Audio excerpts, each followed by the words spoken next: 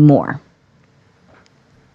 As soon as I decide it's time, because it gets boring. Never, Well, I'm Do not we satisfied cycle anymore. through? Do we cycle through? never. no, no. That's why they Joe's say correct. is the grass always greener on the other side? Right? People are Yeah, not satisfied once curious they about get it. that.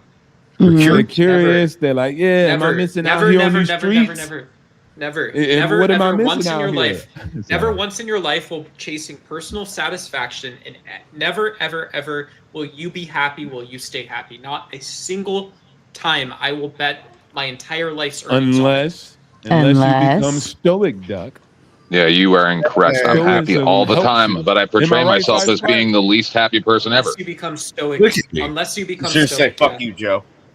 But that's just Stoic. my I answer. I heard think Jason becoming stoic helps. somewhere. Fuck you, I hear Joe. Jason. I hear, what's Yeah. up, man? Joe's right. Joe is absolutely correct. By looking at this from the perspective of the mystery, when you solve the specific mystery, you prove the case and you get the details, you are satisfied as far as that mystery is concerned. But in the process of learning this, you come across other mysteries that must be solved, and curiosity continues. Satisfaction is never truly attained, it is merely supplanted by knowledge. And there's also a state of thought where they say to desire is to suffer, to want is to suffer. So, and I think this is Doug's argument. He said you'll never be satisfied. Well, Therefore, if life you is suffering. always want something, you suffer at all times. Well, I think you just never remain satisfied. Like, it's not a permanent condition. It's something you achieve, and then something else comes up, and Well- you're no longer satisfied. And that's stagnation. Stagnation is not good for anyone. Well, that's why I I said can it's good to definitely yeah. expect It's I good mean, to have this so what book. happens? What happens to standing water? It goes gets sour. It gets It goes gross. foul. And it just it But wait, sours. wait, let me make sure I understand. So you're saying if you're satisfied, then you're stagnant? If you're satisfied, but you Yes. stop She's looking saying in that. other directions, I can still reach a level of satisfaction, right? But then I can say, okay, checkbox complete. Now how can I do it better? But Sarah, in your That's the example, balance, I don't also. think. In your example, I think someone like you, someone such as that, is finding satisfaction this way. You're never demanding the world give you things. You're never demanding the world forgives you. You're never demanding stuff. You can still go out and pursue things, I would just imagine or assume.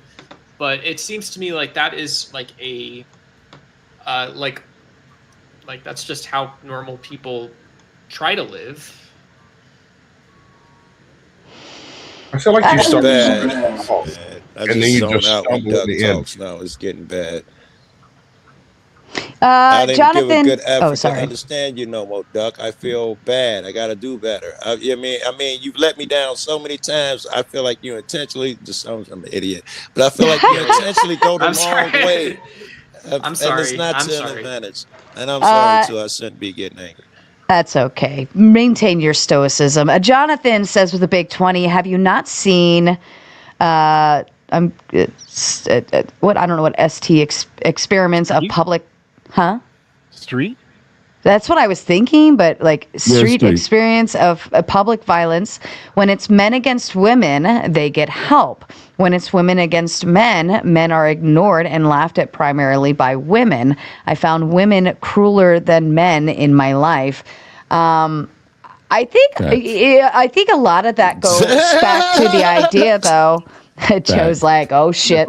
I think that comes to the idea that like, if I was in a room with every single one of you, even if it was one at a time, you are, except for Duck, you are more than likely able to beat the fuck out of me and unalive me with your bare That hands. wouldn't cross our minds. What the fuck? See why not? But stop.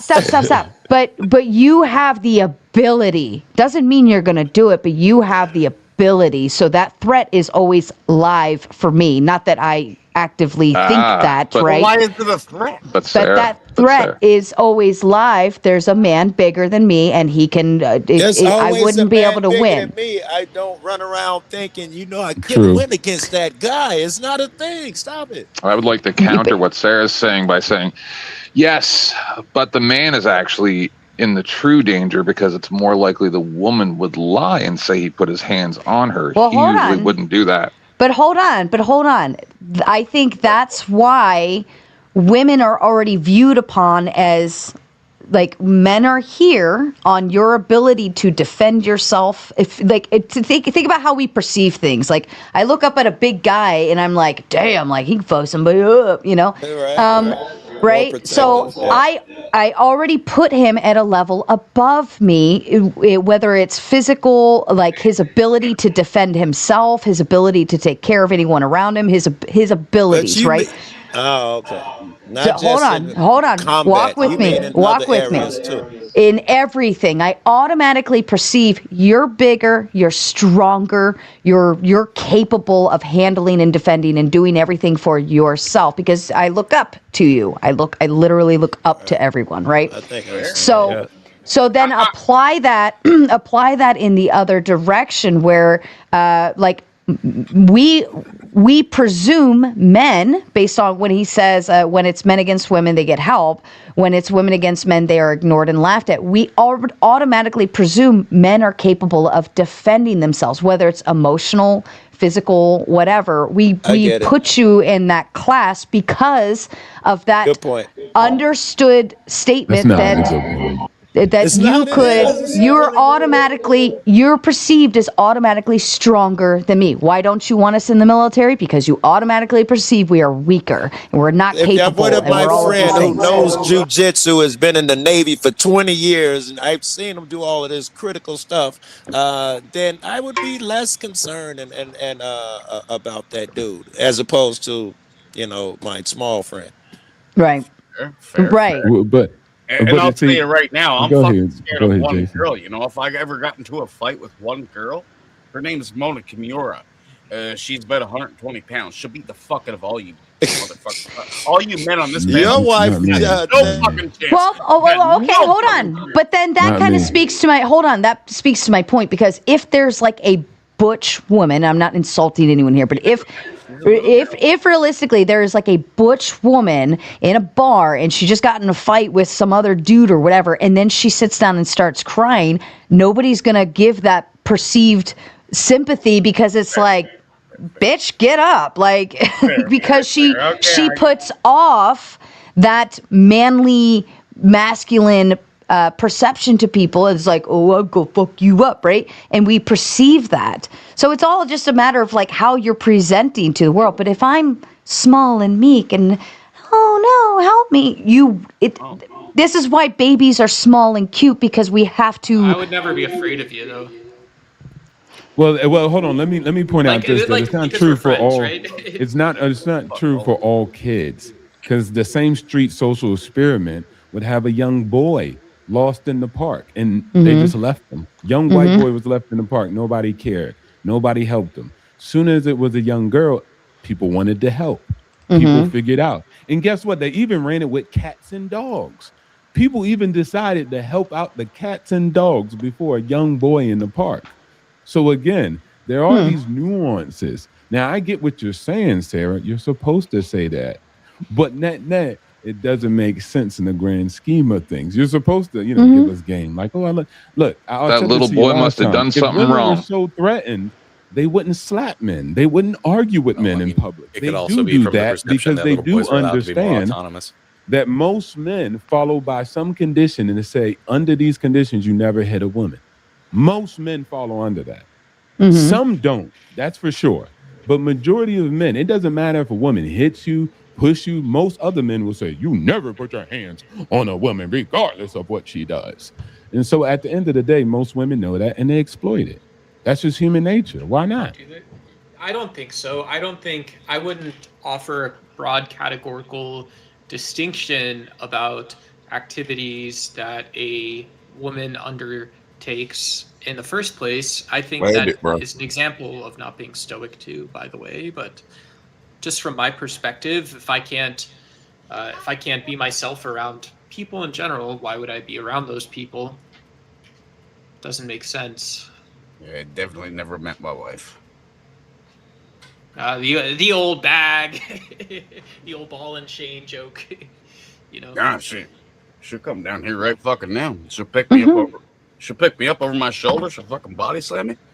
I can't touch my fucking. Yeah, wife. these people don't understand maritime women. I was talking to somebody about that earlier today. It's not the same thing. Well, fuck around and find out. When they go out and shovel the driveway while their man goes and works as like a logger 6 months of the year, and they're the same as the man. They just have a vagina, and it's just the way it is. Fair enough. All right. We can get a different. We can move on to another topic if you would like. Here we go. Since we were on the concept of chores, is feminism better than the patriarchy in a household? And shout out to Jason. He is satisfied every time he boots Duck, but yet he still doesn't. Dumbass. Thank you, Sarah. Thank you for putting that down. You're most welcome. Is feminism better than the patriarchy in the household? How are we quantifying which one's good or the good in each one? I'm guessing. Yeah, that's hard. That's a difficult one for me personally to understand. Right. Well, the patriarchy assumes the man is the leader, and he is like. I'm guessing it's like head of the household, and who's running this ship, right? Feminism would be like when people say, "Oh, my partner," right? That's how I am looking at this. Like, just leave me out of it. Is my I'll offer my opinion first. Completely leave me out of it. Completely leave me out of decisions. Completely leave me out of responsibilities.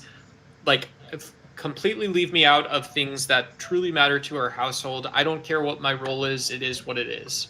That's all I have to say. Duck the Cuck.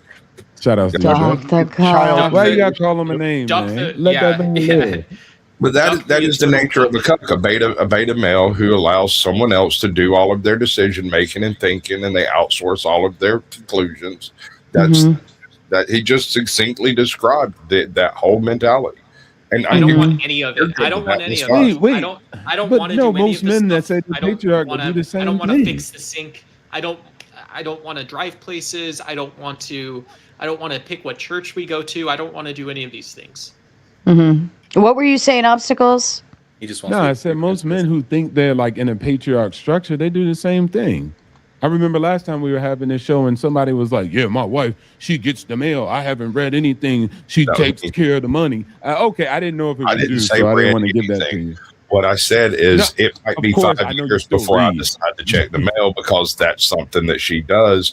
But if I do check it occasionally, if she might not have got it, and I'll be coming in, getting the trash or whatever, and I'll check. How fucking dare you? It's always done. So if she were to die tomorrow, it might be a while before I check my mail before it occurs to me that, wait a second, I need to do that. Yeah, That's so that's fair. why I said Give me a men call. have different I'll roles. People have different roles in their house. But you seem to have detached other which one's decisions better? into that space. Right. Well, correspondence to my family estate is something that I would take care of because I think it's very important to know that. But of course, if another man does it differently, I wouldn't say you're a cuck because you don't. No, he literally it just depends. very good definition of a cuck in a relationship.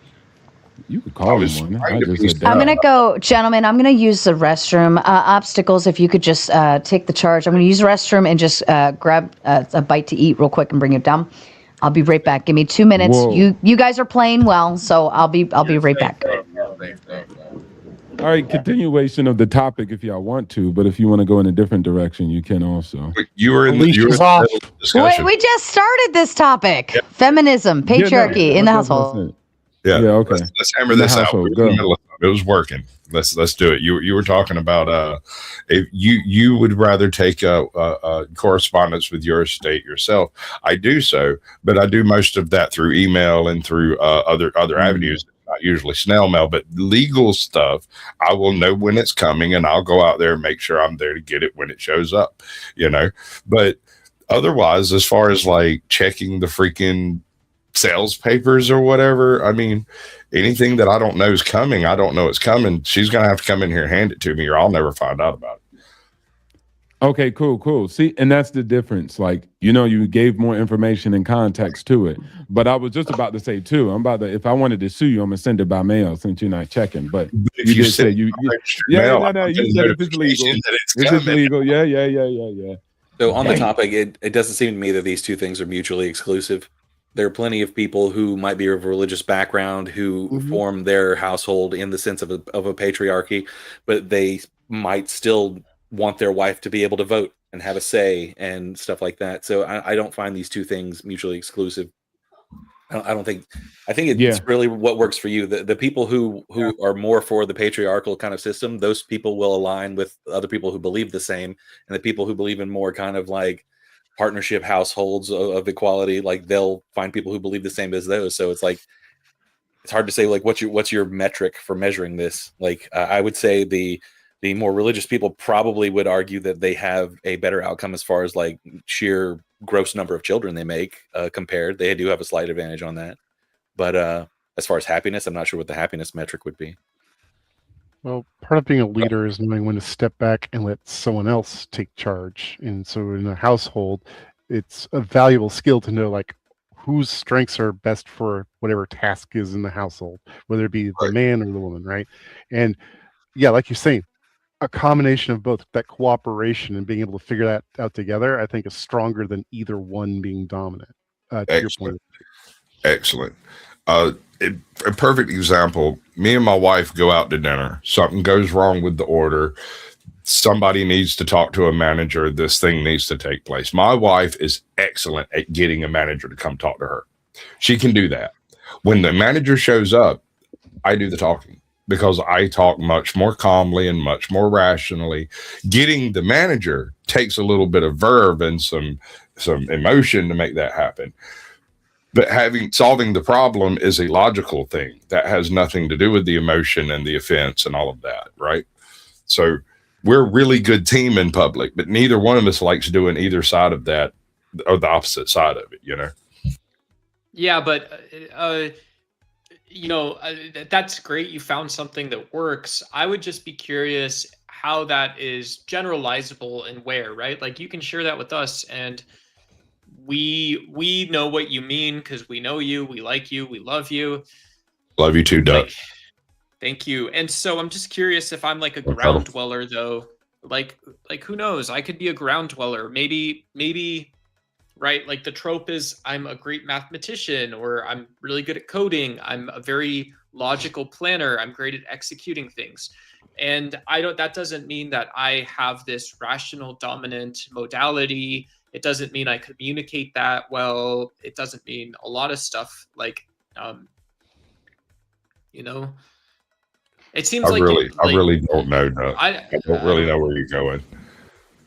I honestly don't give a shit. I mean, I know I don't like Duck anymore, so I don't translate for him anymore. So I was drinking. I could try to help, man. I drink. I can help. I don't think Duck does, though. At least not much. Oh shit! I was trying to help.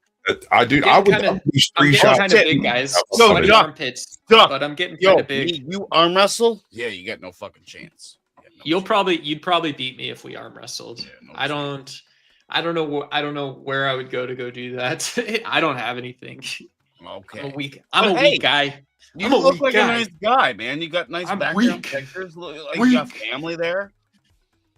You got weird things hanging from the left field. That's Gramps cool. Right there. I don't know if you know Gramps. He's one of my great. He's my grandpa. I love Gramps. Oh, was he a veteran? Guy. He did great. Yeah. Oh, yeah. So which one? Which one would you? Great. So let's say which one would you prefer, right? So and maybe that's an individual person. So Duck, you can start off first, right? So which one would it be, right? If you lead the household, or what would it look like? Feminine, masculine, patriarch, matriarch, whatever. Yeah, I mean, so my values, I would be a patriarch in terms of my personal values are philosophy. And I think philosophy is really important. So I wouldn't want to grow up in a household that is devoid of philosophy. And so that's what I would be patriarchal about in the household. That's a If very I had broad to say, if I had to term, pick, though. Doc. That's if I had to what's up, pick, man. yeah. Okay, That's- cool. God, what about you, God? Sorry, what? God's aunt. What about you? The same question for you. How would you rule it? How would I rule What my would it be? house? I'm married, so my wife Okay, and there you go. So cooperate. We how's it set delegate up? together like what's going to be done. We would make agreements over like how things get divided up. Like I wouldn't say there's just one head of household. It's just whoever needs to fill the role at the moment. Okay, would you want somebody to label that, or would you label that as a patriarch, or what? I guess you could say it's a patriarch because a lot of the decision making does get deferred to me, but I do want to hear from everybody else before I make decisions as well. Okay, bet. Jason? I have absolutely a lot of important decisions. What was the question? So it was saying if your household, go ahead. If your household was something, what would you call it? A patriarch, matriarch, like duck? What Sasquatch said was a damn. I gotta go, pet guys. I'll see y'all relationship? later. Which one would it be? All right, shout out. Bye, Doc. What would you call it? Man, I'm not gonna decline. I'm not gonna. I can't tell you what you're asking for. What my household is. I can tell you what my household is. I just bought that's this what I'm house. saying. I got a wife and kids upstairs. They're having a fucking hell of a time. They're jamming on the drums because I can hear them fucking thump through the screens, and they're having a great time. Can you repeat the question? You been drinking? Oh, Yeah, probably. absolutely. Probably. Yeah, he drunk. Probably. He drunk like a Absolutely. skunk, man. Absolutely. This dude Boy, was see, Did your question make any sense? But go on. It was like three people who I'm trying. answered I'm it, fucking Jason. trying, man. I'm fucking Three trying. people answered it. What do you mean doesn't make sense, brother? Three Well, people he- answered it. he was taking a shot when you were explaining it. Yeah. Okay. He's Ask the lost. question. Yeah, right. Lost in the I bubble. just got here, so I have no idea what the Sorry, question man. is. Hi, Bob. I'm just fucking around, man. You're good. Okay. Big screen. Big screen yourself. Big This screen. guy. No. Yeah, that's what's up. You. I love it. you the I banana. love you, man. Come on, girl, work with She me. knows what's up. She knows what's up. What is he drinking? What you drinking, Oh, Jason? Sarah, you're not Oh. playing fair. Oh, yes. Oh, I'm sorry. Not even Oh, wishing. I see what Sasquatch was saying. Okay, it is There you go. whiskey. I understand now, Sasquatch. I thought you were talking about Jason, but I get it. I get it. Good girl. Good. Holy jeez. You can't put that 49%. out at once. Mm. No. All right. Samuel, the infamous, says patriarchy, feminism, meh. Misanthropy is the only way to. What is misanthropy? Being a hoodlum. Being naughty. Being a misanthrope is hating humankind. Yes. It's doing all the bad things. The famous for play bad by Moliere. reasons. Okay. Misanthrope. Hating people. All right. And Nuke says, hi, Nuke. Says, only one. I prefer to PayPal. Sarah gets more that way. Thank you, Nuke. Thank you so kindly. And Nuke, is it Nuke or was it? Who wrote? Does your bananas have eyes on them? No. Mine does. Oh, yeah, I love you, man. But Jonathan says, why, if feminism is so great and the patriarchy is so bad for so many, why do these liberal types permit highly patriarchal societies to immigrate to the West? Oh. It's because humans are humans, and they can say that. It's fair. It's because it's not about eradicating the way you think or the way you want to do things. Alright. It's about allowing people the choice to be in it or not. Like we're not trying, like liberals aren't trying to like go over to conservatives and be like, you can't have patriarchy over here in your house. That's not what we're saying. But people who don't want to do that should be allowed to do that. And people who want to institute it through law, like shouldn't be allowed to do that because there are people who But are It's easy to see why people, but might people think actually that do say that. feminists You can't have hate that. patriarchy. When you see their protests or their rallies and everything, they have signs that are like "End the patriarchy," blah blah. Yeah, right. And then also people It doesn't do sound say very that. acceptable. Like Yeah, but girls you even admit say that like I laws want to be deny a people household things wife, and and I personal feel like behavior in I'm your going to household. be made You're fun both of. you're both talking. I Yeah, didn't hear yeah. either of you. I would say that women even say that. Women say, "Hey, I want to be a household wife. I want to have kids," and I get made fun of and told not to do that. I'm told to go get a career. I'm told to go pursue a degree. I don't want to. So it's not even about me saying it. Women are saying, "Hey, I'm getting picked on. I'm being told that I'm outdated. I'm impressed just because I want to have kids." Well, Okay. you could argue on the same point that a lot of women are being told that if they want to be a stay-at-home mom, they're also called gold diggers. They just want to be there for the money and stay at home, right? And that doesn't necessarily mean they're gold diggers. Just means, hey, I want to be home. I want to raise kids. I want to do this. And people will actually label them as a gold digger just for doing what they want to do, right? So Just did. We're definitionally they're straw shamed men. for that. Okay. Yeah, I could understand that side too. Yeah. There is Go a ahead. difference here too, because the traditional role that a wife would occupy, very conservatively speaking, would be keeping the house and whatnot. And the modern existence of an apartment life doesn't really have as many quote unquote chores as classically the woman would be responsible for, while the man is out making the dough and the bread and bringing home the bacon and all that stuff. There's always been a split in thinking between the city and the country. There's always been a split in thinking there. That's true. That's why I love you so much, and my wife fucking hates you. But who gives a shit? Fine. Jason, you're not one. Jason says, funny, Democrats make all kinds of things laws to protect feminists, or try at least. Any thoughts to that? Okay, what was the question? Do we mean like Oh my allow God. women to have rights? Questions? Jason, at what point, orange hair Jason, at what point are you going to be productive? We got to have some type of productivity. Funny, the other Jason, our good Jason, says, funny, Democrats make all kinds of things, laws to protect feminists, or try at least. Have no chance of me being productive here. I'm gonna tell That's you. fair. All right, that's fair. So what would be an example of a law that protects feminists? Would that be abortion? Well, I mean, well, he says Democrats make all kinds of things, laws to protect feminists. Yeah, so I think abortion would kind of be on that list because it runs down the my body, my choice, female rights, female reproductive rights, so on and so forth. So that would be something that would definitely be a law that they put in place to protect feminism to that degree. And Michael Picard got it out.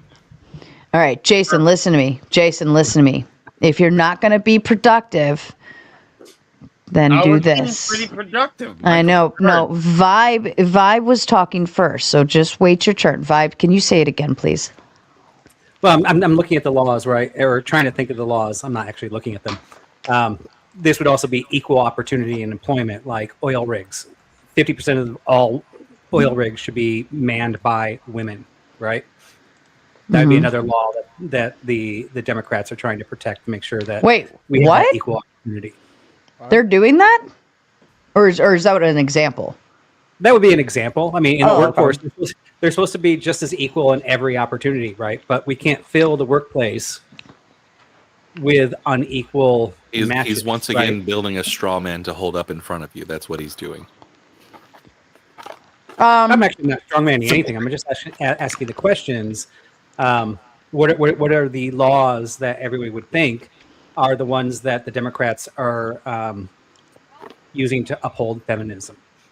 Well, I mean, the whole idea. So Jason did answer his own question. He said abortion, DEI, believe all women even when they lie. Oh, we could turn that into a song. Abortion, DEI, believe all women even when they lie. Da da da da da da da. Okay, go ahead, Sasquatch. I'm sorry, you just shattered my whole thought process with that. I don't like that song. Yeah, and the only place I was going, right, because I mean I am Christian, but I mean my wife and I were equally yoked, and we came into an agreement together. I believe that women should vote. I think that maybe, people can trash me for this, but I think women should have that right, especially if they're not married. I actually think it's a bonus vote for me because I married a woman who believes the things I say, and that gives me 2 votes. But she'll question. She'll be like, "Why should I go this direction?" Or I'm thinking this. How does that go against what we believe? We'll have the discussion. And she'll if she doesn't trust me, she'll vote her own way. I know that, but she usually trusts me, and I think that's a little bit of patriarchy, but it's not based on I'm telling her what to do. I think it's because we both came into the marriage, and before we got married, we found out if our views align, right? And if she has a question on something, we talk about it, right? And if we don't agree, she'll vote her own way. Although all through our marriage, we've always voted the same way. Like I said, that's a bonus vote for me. So I. Or you think you did? You think you what? I love you guys to death, but it is what it is. I'm at that point. I'm watching the. Like, I don't mean to pick on Sarah, right? But Sarah, you're not married right now. Do you want that ability of voting taken away from you? I mean, you're raising a child. I'm sorry. You want to have a decision in that, correct? I'm so fucking sorry. I'm so sorry. I will leave. Have a good night. Sleep it off. And to come back later, and I'll even speed back your nutsack for you, so to keep you. Jason's great for being that entertainment factor. Show respect to this guy. You gotta show respect to this guy. I'm new here. Come on, leave me alone. Vibe. So I would say, if we're gonna put voting rights back into the place they belong, it would go to land ownership. So no, I wouldn't be worried if they did it that way, because you can't just repeal and take something away that people already have in place. Now, you could essentially say, hey, we want to ensure you're invested in our country. And you could say, if you own land and you are stocked in, and locked in, then I think that's fair game, because I think over 50% of women own land anyways, or own their own home, which would be land. But what do you mean where it belongs? Like, in terms of if we're going to make voting have a requirement other than just being a U.S. citizen, just being a person that exists here. Yeah, and I'm going to keep it on topic, but I'll go a little off topic here. And some of these debates where we have like this type of debate, like should women vote or not? There's always so many like we're looking at a little micro piece, but as you said, land ownership or intelligence, or like other people talk about these things that make the picture much bigger when it comes to micro decisions in a particular area. I would agree with you. Like, I don't think everybody should vote. I'm not saying women shouldn't vote. I'm saying that I personally don't think everybody is capable of voting. We actually already know it from the polls. We know that most people, when they show up for president, they only know the president they're going to vote for, but they have to vote for 50 other things, propositions they didn't read about. This is why name recognition is really important, because they don't know what they're voting for.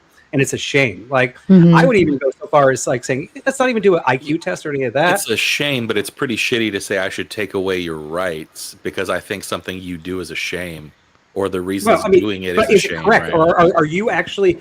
How many? Your vote is a weapon. You can use it however you want. If I wanted to vote every single time specifically to hurt someone, I should be able to. My vote is my weapon in democracy, and I should be able to use it however I see fit. If I don't want to even use it correctly, but I still show up and vote, hey, that's my choice. Like, it's a ridiculous argument you're making. I don't regulate the usage of weapons. So what if? So I actually would encourage you that if you're showing up to vote to go against something, and that's your purpose, I mean, I applaud that. What I'm against is people that are actually skewing your vote because they don't know what they're voting for. So you might be actually voting with a purpose. You just said, hey, if I want to screw you and I don't like what you want to do, I want to do that. But because other people that are voting that don't know what they're doing, they're skewing the validity of your intentional vote. So I'm saying that unintentional votes skew your validity of your argument. Right. So, I look at it in a way of if you have a bunch of people who, like, at what point are you invested? At what point do you have stock in the game? Right. I mean, I think we need to have some. I mean, we can't change anything. Like, there's not. It's never going to change. Land to have quote unquote skin in the game. But I think, well, because like, how do I know? Just as much as a landowner, right? Yeah, I would argue skin in the game too, in that sense that if you don't have skin in the game, but you're educated, you're smart, you're intelligent, and because you don't have skin in the game, you can't vote. Maybe the reason you don't have skin in the game is because you don't have that ability to change things, right? So I would actually say, even if you don't have skin in the game, maybe it's not because you're making bad decisions. Maybe it's not because you don't own land. Maybe it's just because to me, this is also a ridiculous. You need to have that ability to vote, right? Because people in the city, which are, as of 2010, most of the country, people in the city disproportionately don't own land compared to people in rural areas. Having a condo still gives you a portion of, because they count as upwards too, right? So it would, like, if you bought a condo, just because it's in a big building doesn't mean you don't own land, right? But having property, you still have a piece of that property of the building. That's your space in that building. It still counts. Wanting to revert voting like this, to me, completely ignores the entire history of the country. Like, we didn't just like decide overnight to take away these original requirements. Like, these were long held beliefs by people, and people fought to change them. And now we're just like, yeah, we should just like go back to that. The Constitution's not the Bible. It was not a holy writ document. There were plenty of mistakes in it, and we should keep building from it as a foundation. But people who want to go back to it, I think it's ridiculous in some senses. Do you think there's ever circumstance for going back to an original interpretation of the Constitution is good? We always take original interpretations into account. We take everything that's been stacked upon it as well. Chevron deference was a distinct step away from the intentional reading of the arrangement of government entities. And right, and there's some things that are going to change over the time. We have to be okay with that, right? Like, do we really need to be shackled by it was just their interpretation in the 1700s was about the law? Like, you don't think things change? But informed, sir. No, we're informed now. Like, you're talking about being shackled. Like, we can't go away from their interpretation. I'm not talking about being shackled. I'm saying, is it possible that sometimes we get things wrong and we should go back to square two, not square one? Square two being the Constitution. I have progress always forward. We do that all the time. I have one problem with land ownership being like what determines if you're a stakeholder, and that's that this is easy to game. I could buy a lot of property and sell voting rights by just cording off little tiny chunks of my property and just selling it off. So it's like I don't think that works as the sole standard. I do like the idea of there being some sort of gatekeeping to voting. I know Effigy, you don't agree, but I do think that it is a responsibility that needs to be taken seriously. And if you have, for example, 51% of a population that's all poor, they're going to vote for the person that's promising them free shit. That doesn't mean it's a good system. I think we do have a metric for voting. It's called being a citizen.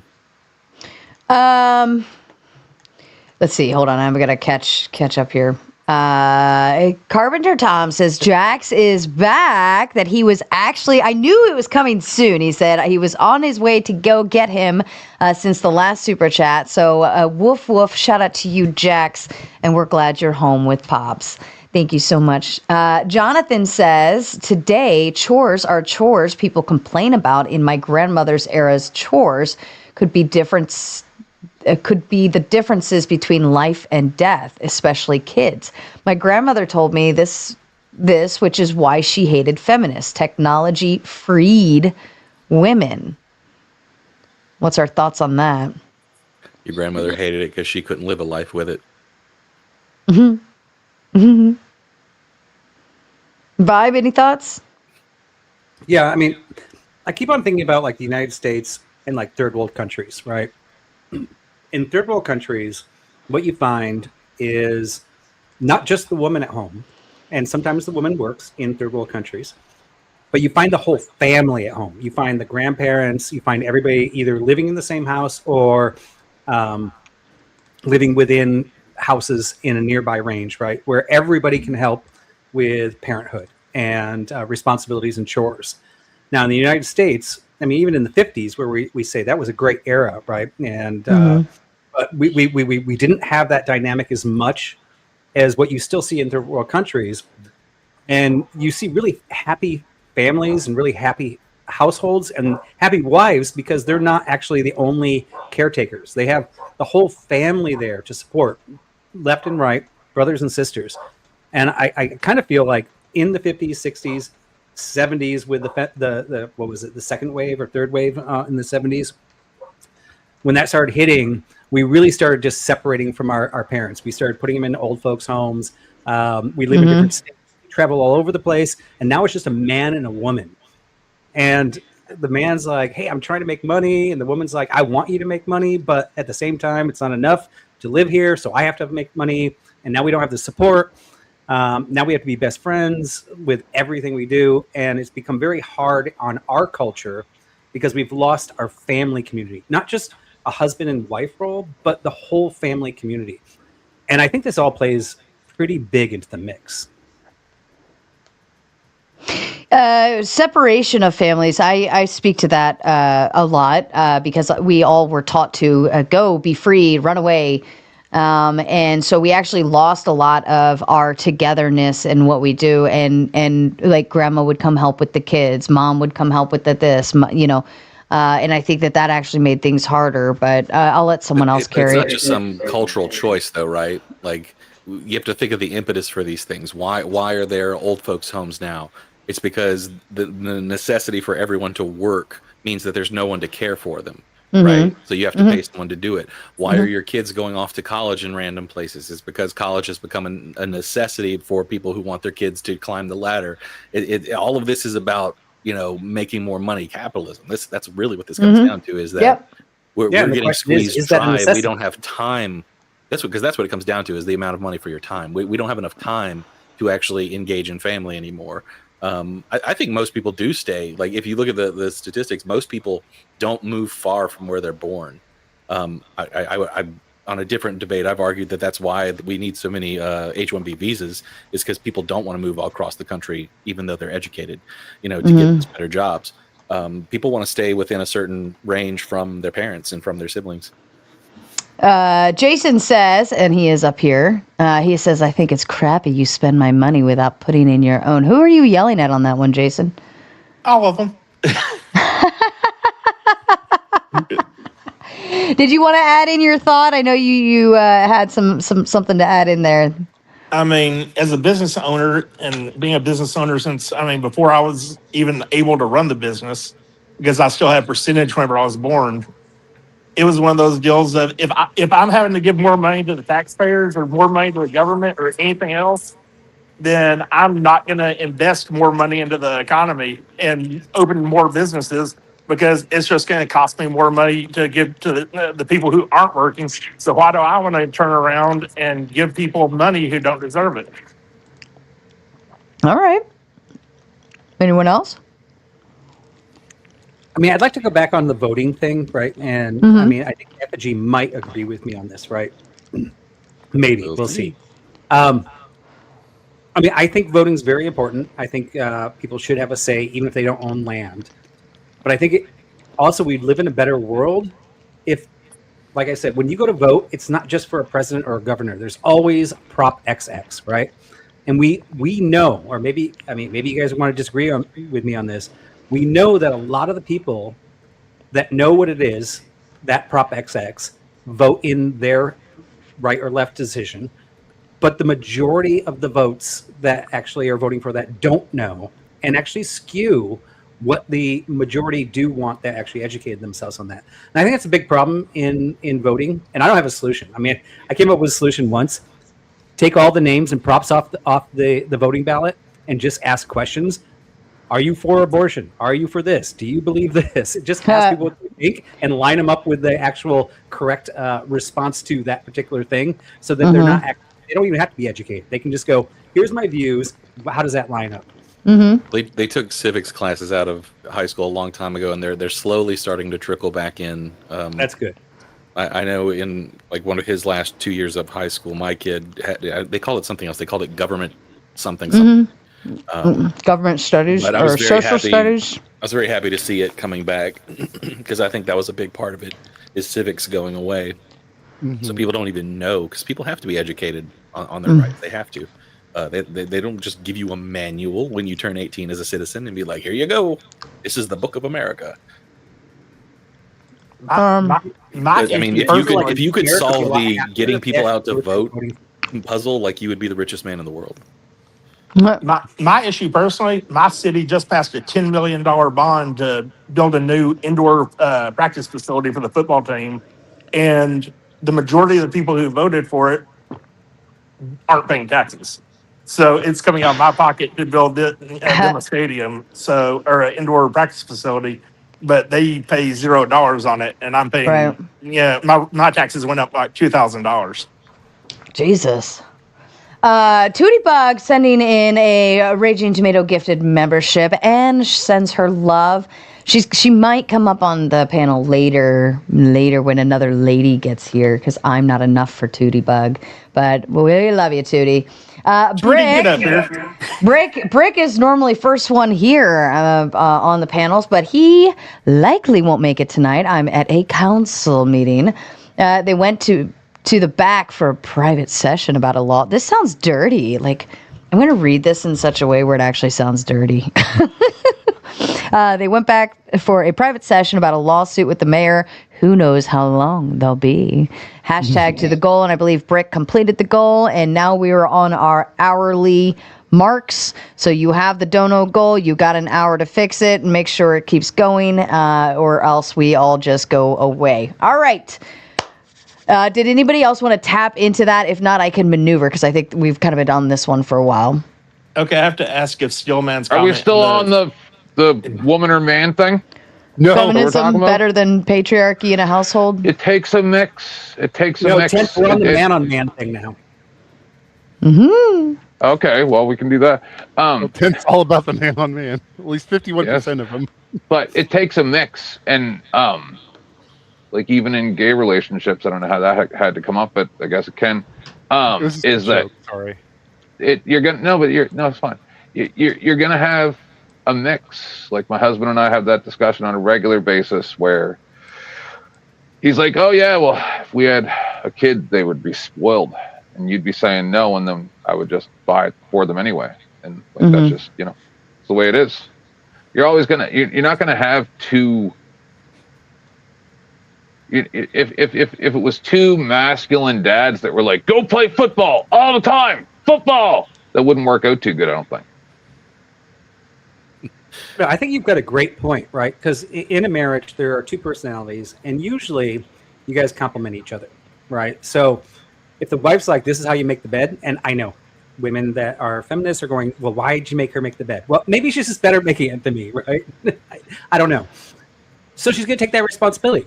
Actually, in my family, I'm better at making the bed. I do a much better job at that. That's fine. She might pick up the mail, like Cass. Vibe, I think you have a weird view of this. No, feminists aren't going to ever bitch unless. Hold on, let him finish his thought. Go ahead, Vibe. Finish your thought. And it's just, it's part of how we do that. And what you're saying, Tenth, is like, hey, I have these values, and in a gay marriage, like I don't even know how hierarchy would work, right? So then you would have a better perspective of this, in that you both have traits that you guys are good at, and you guys take those roles. No, I'm saying it would default. Like you it wouldn't be good to only have just one perspective. Well, and I don't think marriage works. The yin to the yang. Is that what you're saying? I don't think there's such thing as matriarchy or patriarchy. That's what Jason. Like what? So. Like, or to what level are we talking about here? Yeah, and I think that's kind of the debate. Like a Middle Eastern level, or like Seventh Heaven? Which one? Want me to sing the theme song? Oh, Seventh heaven. When I see your smiley faces shining back at me. All right. Anyone else want to finish up on that? If not, I will. You know, the founding fathers already figured this shit out, right? All right. So you've already gone over some of that, but yeah, you tell us all about it, bro. I can't wait. Go ahead, fatty. Property is land, right? Landowners own property, right? Uh-huh. So that designation of property goes down to anything that you can purchase is property, right? And what do you pay when you buy property? Buying a candy bar shouldn't entitle you to vote. Yeah, that's not. There's different levels of property. That's a product. Sure. Yeah, but I mean, as Fatty's saying, what if you own $1 million jet, but you don't own a house? Hard property, right? Like land, right? Or like a horse, say for instance. There's a difference between personal property and property. Legally, there's a difference between personal. That's why you pay, like some states have a personal property tax. That's my personal property. That's personal property is like a vehicle, a jet, this, that. Like that's personal property. Your candy bar, that's my personal property. Yeah. But property is property, like land, house, you know. Things that cannot. I think how they define it is like things that cannot be. Like if you took the house and you turned it upside down and anything fell out, like anything that's falling out is personal property, right? Sure, but it's still property. You pay taxes on that, right? So shouldn't the person who pays a tax have the ability to vote for or against the person who's making that tax upon them? Maybe, but the like whole idea of the stakeholders being the ones that get the vote is that like they have an interest in developing the country and seeing it grow and get better. I think that's a little too simplistic. I think you could include, say, business owners, people who are creating wealth for the country. You know, you could if you want to rationalize and justify things, right? Well, but isn't that what we're doing? The whole purpose to a debate to rationalize and voting at all comes from the one principle. Hold on, landowners, right? Can I take a shot at that myself?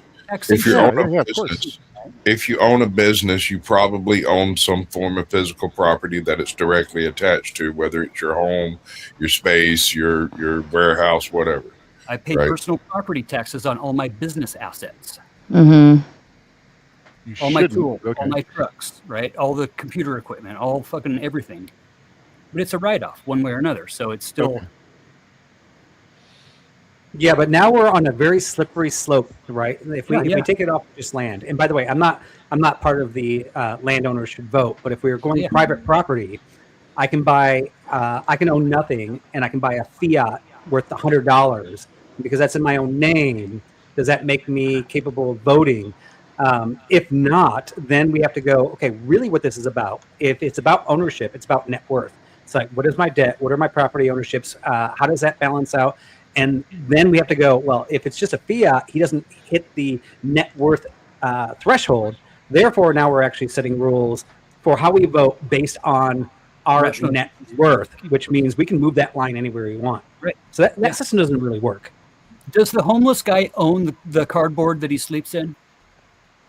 That's why we have to draw the net worth sign, right? He didn't pay taxes on that box. Did he steal the box? Or I mean, it goes all the way down. He probably didn't pay taxes on that box, and he probably doesn't pay taxes. So he's actually not in the system whatsoever. But if you have $100 fiat, he's back in the system. Can you burn a fiat to nothingness? Whistling Diesel built a fucking. Can you that candy bar? Can that candy bar be thrown in the trash and or thrown in a compactor or something and disappear? Land cannot be like go away. I own between this point. They want to build a freeway through it, and they can take it away from you. Right. But that land still exists, though, Vibe. Yeah, but it's no longer your land. It's no longer yours, but they have to compensate you, right, to be able to do that. In between, you lose your right to vote. I think there would have to be a waiver for that. Even though you still have net value. Right? Because you are, it's a benefit for overall society, and the government is asking you to pick up and move. Like that is a them problem, not a you problem. So they have to still grant you that space. So the And I would even landowners- say and now- they can't buy it until you like find new land somewhere else, right? Like I feel like they can't just, because that would be that would be like a wavering concept, or you would have to have some conditions put on that. So now we've got all land owner voters, right? And they go, wow, this is a pretty good deal for us.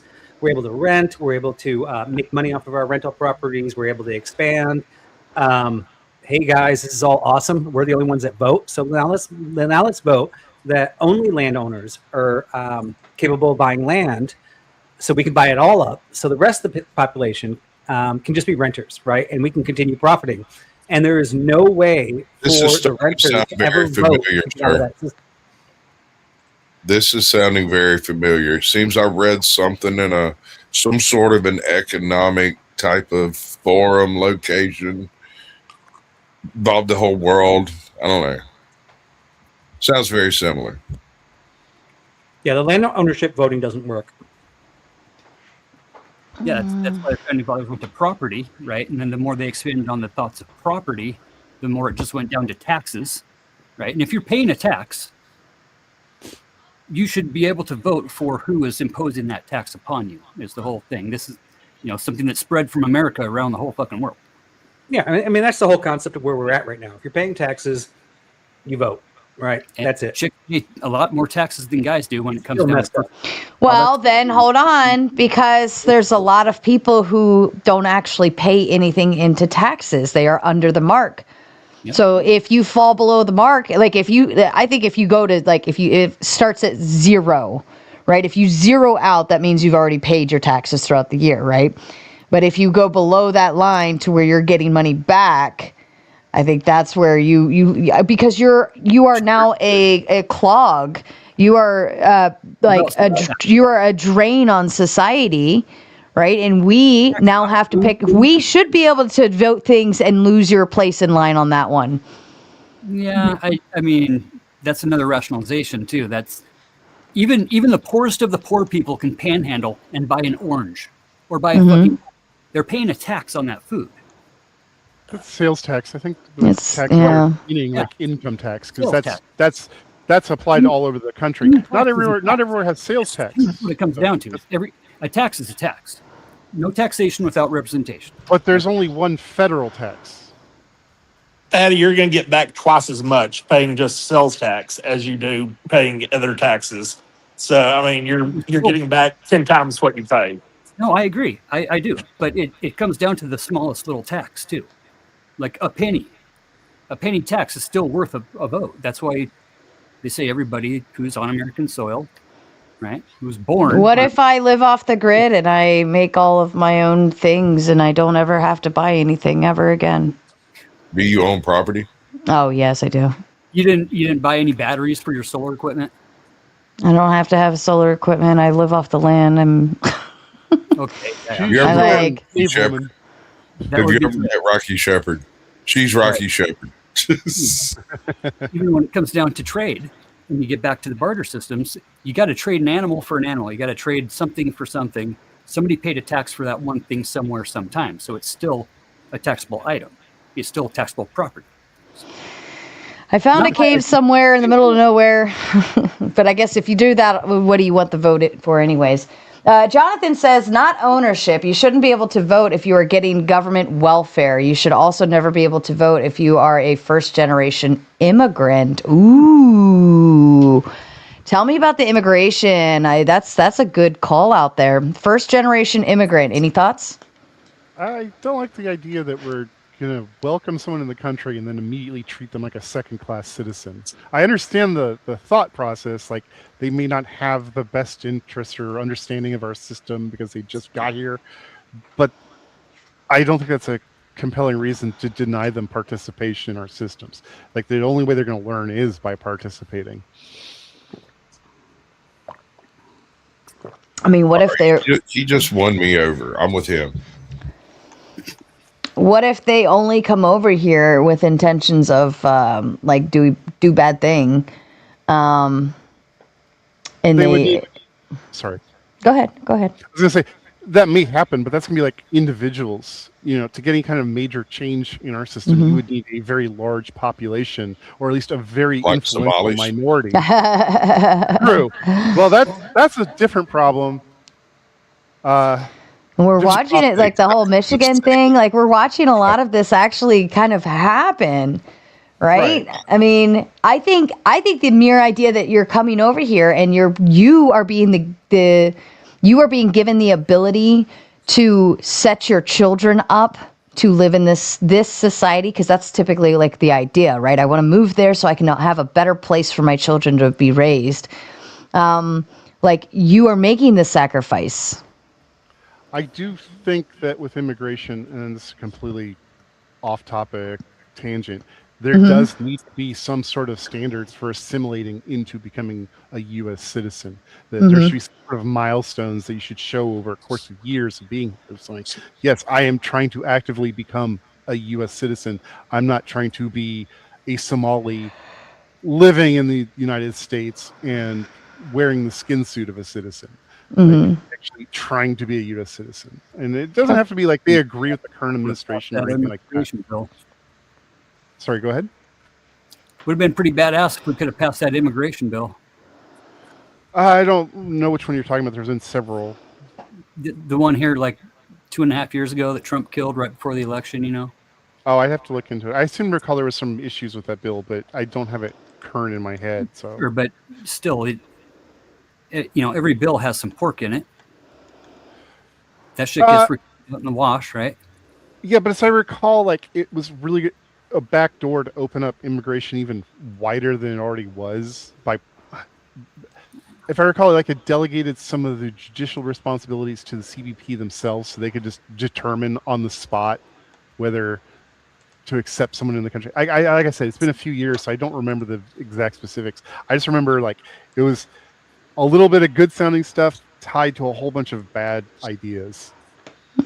And the perfect example, back in the 80s, Reagan gave amnesty to every illegal in the country. And at that time, California was a red state. Now it's a blue state because all the people who he gave amnesty to voted to make it easier for more immigrants or illegal immigrants to get into the country.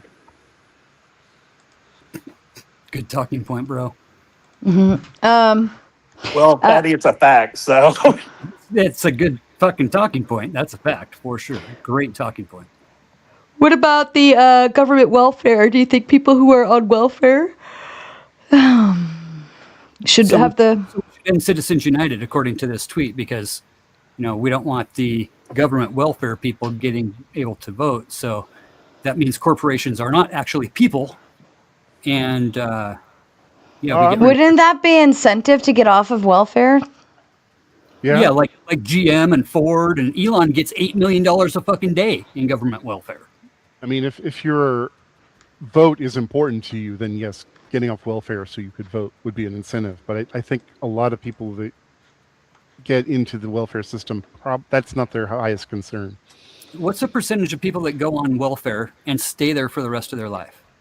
I don't have that up. Pulled up. You know what? Who did this? What's his name? Mr. Beans had these numbers, and I thought it was actually a really small percent with what he provided. Like where they stay on, right? Most people, based on his numbers, I believe he said came out of it. But yeah. It's like 50%, maybe. And that's including disability and Social Security, where people get hurt young, like veterans, right? Mm-hmm. I do like what Steve said in chat, where he said full-time employees are on welfare. Right. So it doesn't mean he's not trying. It means that Walmart employees don't get a job. Right, but you are relying on everyone else around you to pick up your like to supplement you, right? So if they're carrying you, hold on, let me get the thought out. If they're carrying you, like you are the weakest link, right? Everybody else has to do a little extra to help you do your part. What about benefits?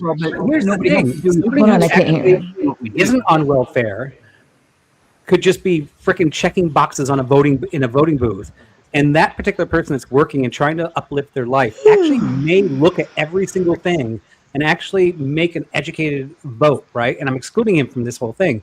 This is why I think like land ownership and wealth and welfare are all stupid ideas for who should vote, right? There's definitely a voting problem because I know that we'd be a better society now if people actually knew what the fuck they were voting for, but they don't. The majority do not. I would say maybe 20% of the people when they vote actually know everything they're voting for on that ballot. Maybe 50% know of 2 of the things that they're voting for. And that's the only reason they showed up. That's a real problem. And it just keeps on leading us into chaos. And I don't know what the solution is, to be honest. But I just want people to be educated on their votes. That's it. Like, know what you're voting for. And I know for a fact, and tell somebody on the panel disagree with me on this, that if you think I'm wrong, that the majority of people don't know what they're voting for, minus like 2 or 3 things they're passionate about. Definitely. I'm but absolutely certain you are right, sir. I don't think we vote for what we want. I think most people vote against what scares them the most. Yeah. And we get fear-mongering played votes, throughout right? the 4-year periods, right? And there at that 4-year period, we get really fear-mongered against the other person, that they, thems, and the others that don't really fucking exist, right? Calvin says it is reported that Trump only paid $750 in federal taxes in 2016, 2017, the year he ran for president. Does that mean he isn't worthy of presidency? Are you just saying that because he paid less in taxes?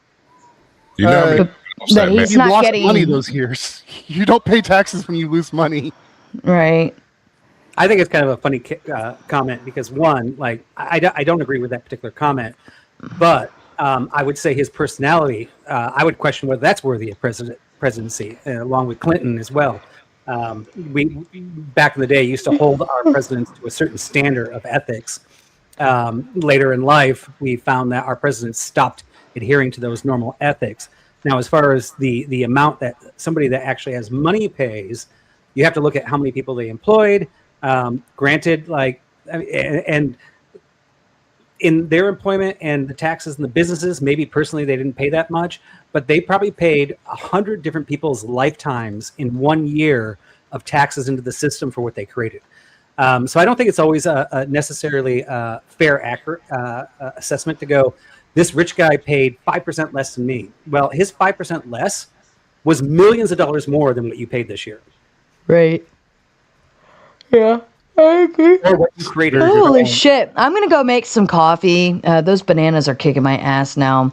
Was somebody going to say something? If not, I can. Bananas. It was the bananas. It was the banana. Like, I'm sure my glucose level's just like. No. Damn, dude. It is not the riveting conversation that's been taking place over the past 20 minutes.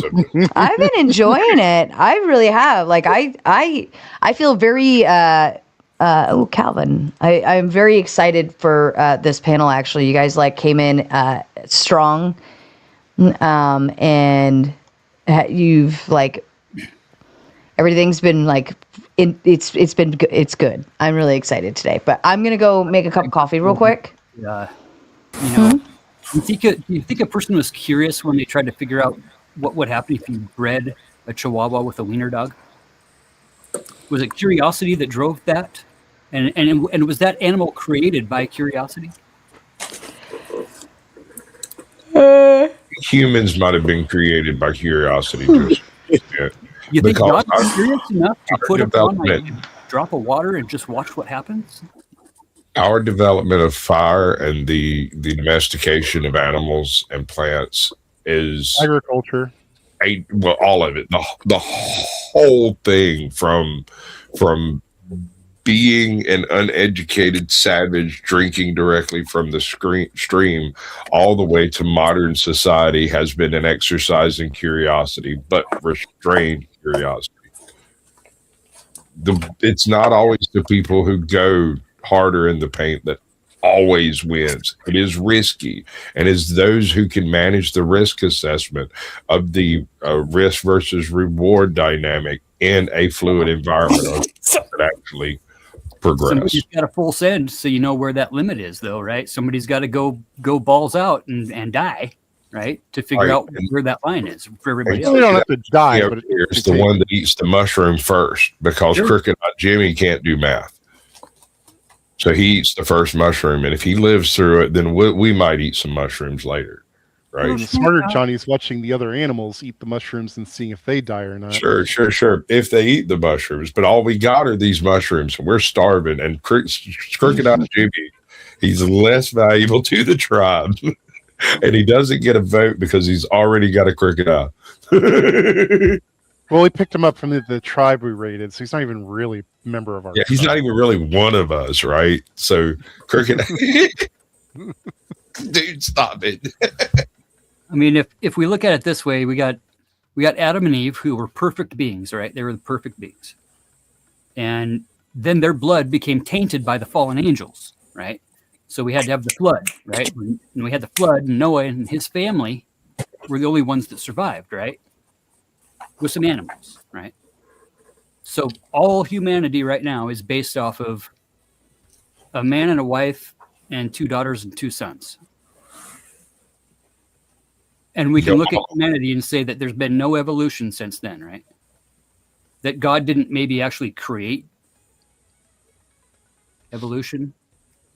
Adapt and overcome is kind of the whole thing. Kind of already jumped to the end of the conversation before you started the beginning of it by making the assumption that the flood took place and Noah was the source of all male energy from that point forward. Then you've kind of reached the end of your argument before you started an argument. You see what I'm saying? It's the argument, not necessarily mine. Evolution.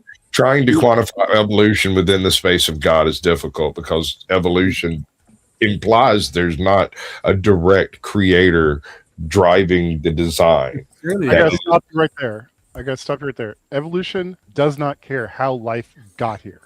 Evolution describes how life adapts and changes over time.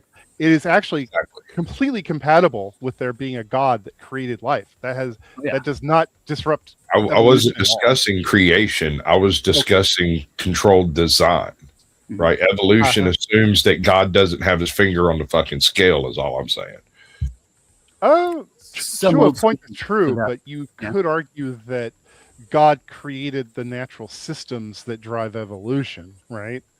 Like maybe I get all of God that. works in mysterious ways, so it's like it's not a direct putting his hands on things, but rather setting things up so that there's a high probability. If there's an omniscient being who is infallible and created everything, he's got his hand on the system.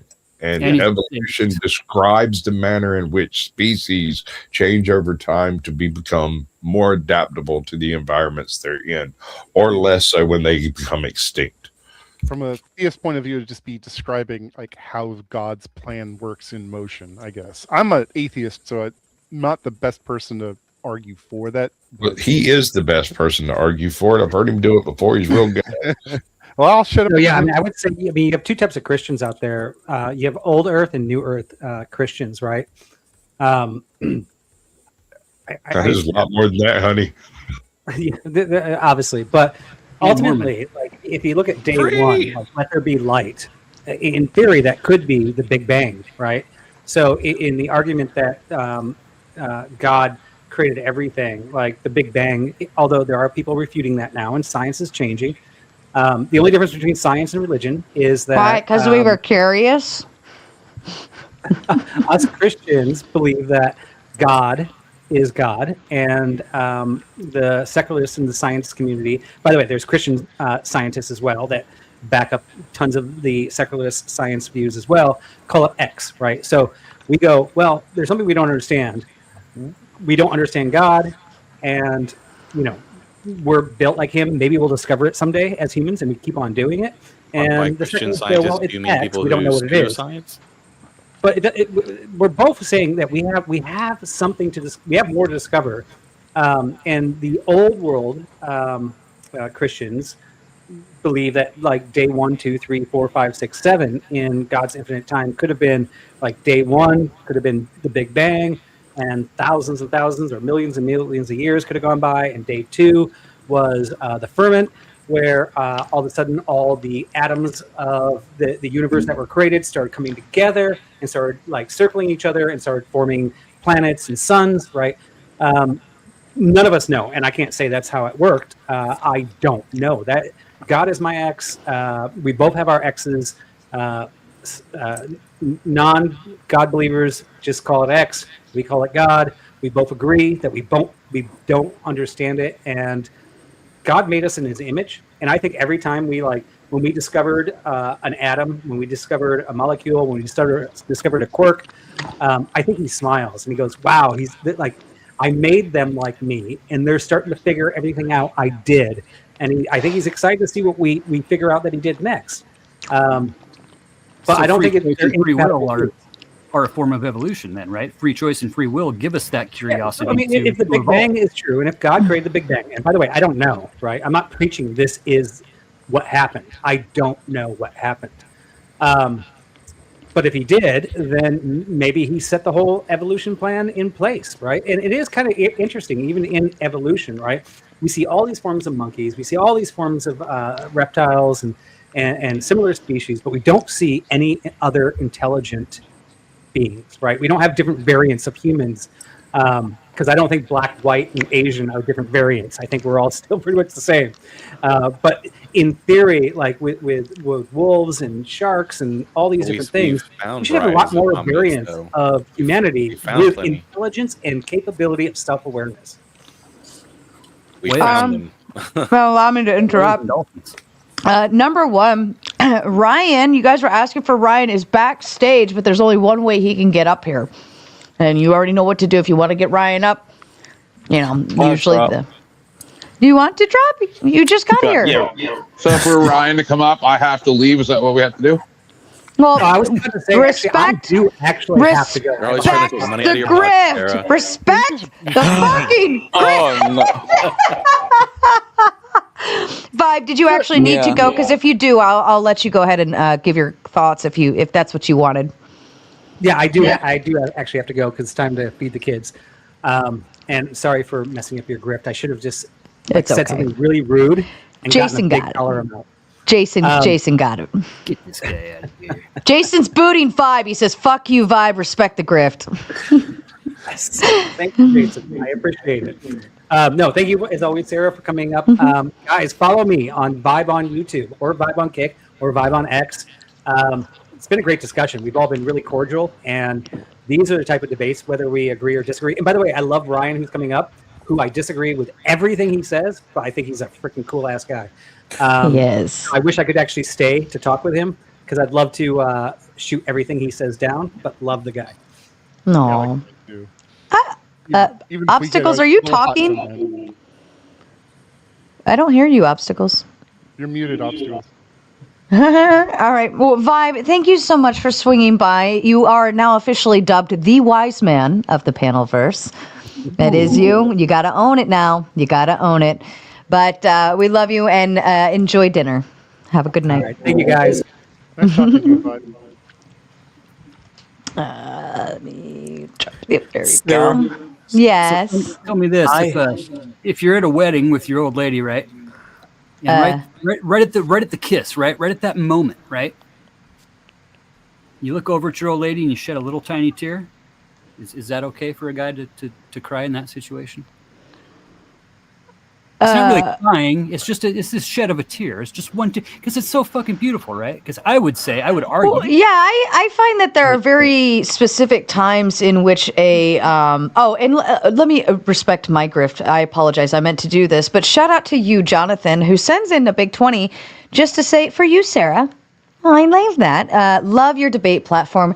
Thank you so kindly. We appreciate you being here, Jonathan. And it sounds like you are a very active one in the chat, and that's fun. I like that. So continue talking shit and doing what you got to do as needed. And Jason respected the grift and booted Vibe for Ryan, which I feel like that's an oddity almost. Boot, Vibe, bring on Ryan, if you think about it. And Joe Cool says, respect the grift, bro. Now, he is backstage. If somebody else wants to throw in another 5 and pick someone to boot, we can switch and get Joe Cool back up here. Wait a second. Joe Cool donates? When did this start happening? because he respects the grift. It's covered, dude. Joe Cool's been pretending not to donate for 25 years on 10th Man.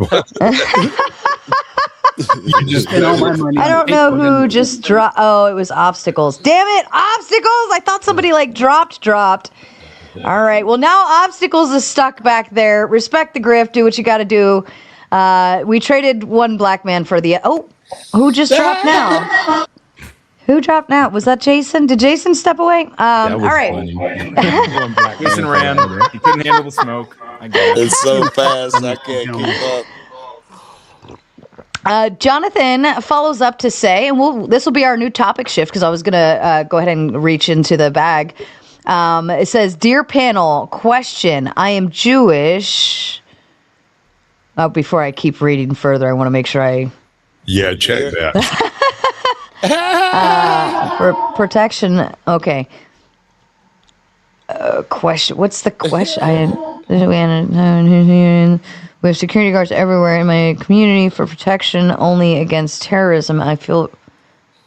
What's the question, Jonathan? Talking about the there's no question. I think he's talking about the Bondi shooting in Australia. I think the implication is that the question is, am I justified to fear? And I mean, well, anti-Semitic violence does seem to be on the rise. It has been for a while, and I mean, odds are you personally won't be the victim of it, but it is a real thing to be concerned about, like no doubt.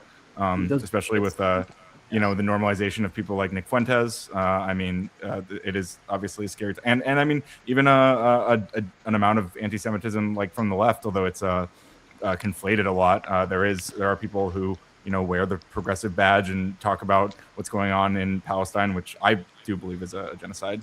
And people conflating acknowledging that fact with Jewishness. There are a lot of people doing this stuff. So yeah, I think it's reasonable to be concerned. Okay. All right. Do you guys want to carry on with that these piece? security guards? That's what I'm. I'd say Who are there's the 4 security states guards? there. That's what I'm curious about. Oh hell yeah! And do they That's have what I'd paintball? be wondering. Is it right? Right. Exactly. I double dog dare you to keep talking about this. Fear's a tool, right? So, like any other tool, you have to hone and sharpen it and learn how to use it properly. Like, if you just let your fear overrun your good sense, you're going to have issues and problems and wind up in some bad places. But if you listen to it and examine it, it can tell you, like, what your inner brain or your subconscious is trying to warn you about. What there's some sort of danger that is out Like there. a spidey sense or something. Something like that. The thought that spidey was sense It's warned you an about intuition danger, for yeah. sure. Yeah.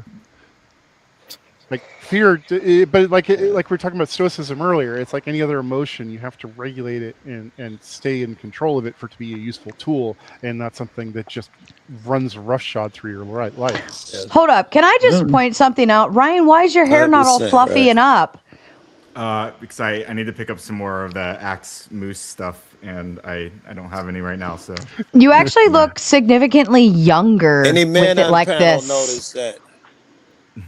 No, probably not. But you look great, Ryan. I think No. it makes you look younger. appreciate This is the You're postmodern gay. contemporary background. What do you, You know, was this guy? Where was this guy living at that asked that question?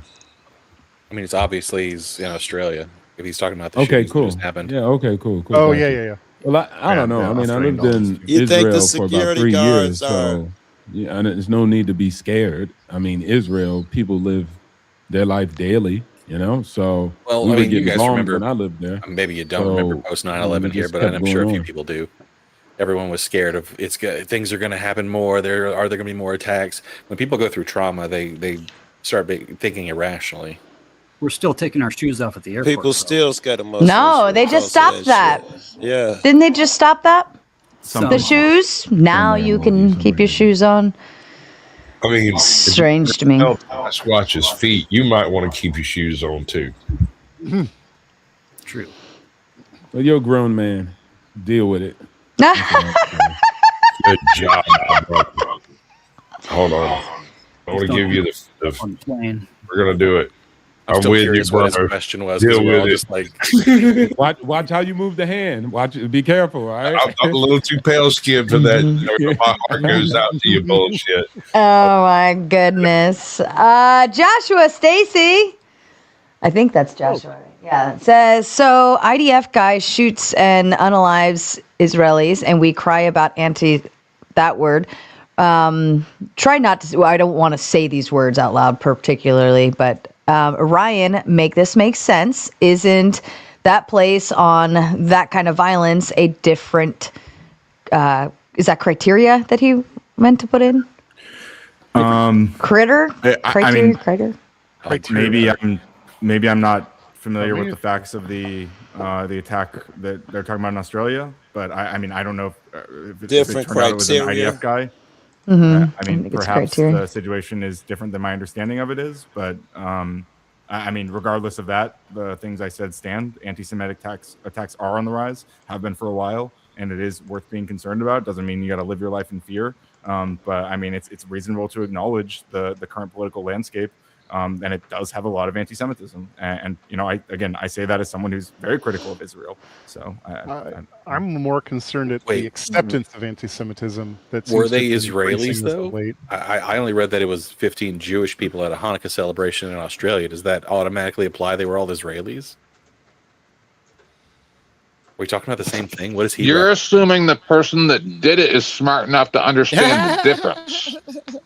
Well, it was two Syrians, right? The difference. That don't mean shit. They would. well, yeah. So what I'm guessing is that Don't Josh know if is wrong about this, as he so often is wrong about things. Who you talking to? Over there with He's talking to Josh. the super chat. Talking about Josh. Oh, okay. that place over there has Cowboy. been under siege for 4,000 years.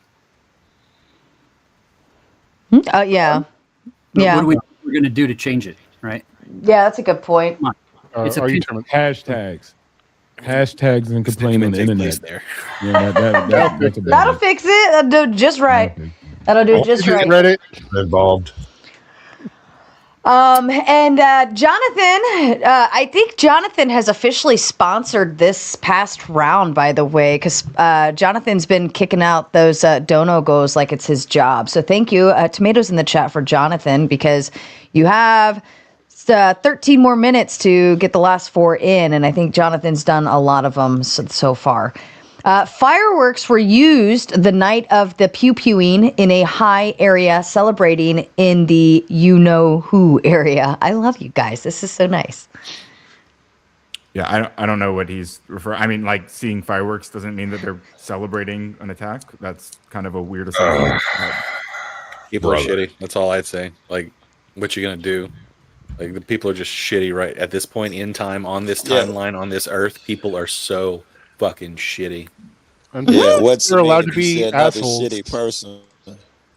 Where I live, there's Always have been. We're just noticing it more. And I'm certainly There's not a going to hear large- any bitching from anyone who has supported the greatest perpetrators of the emptying of our empathy barrel to the point where it's bone dry.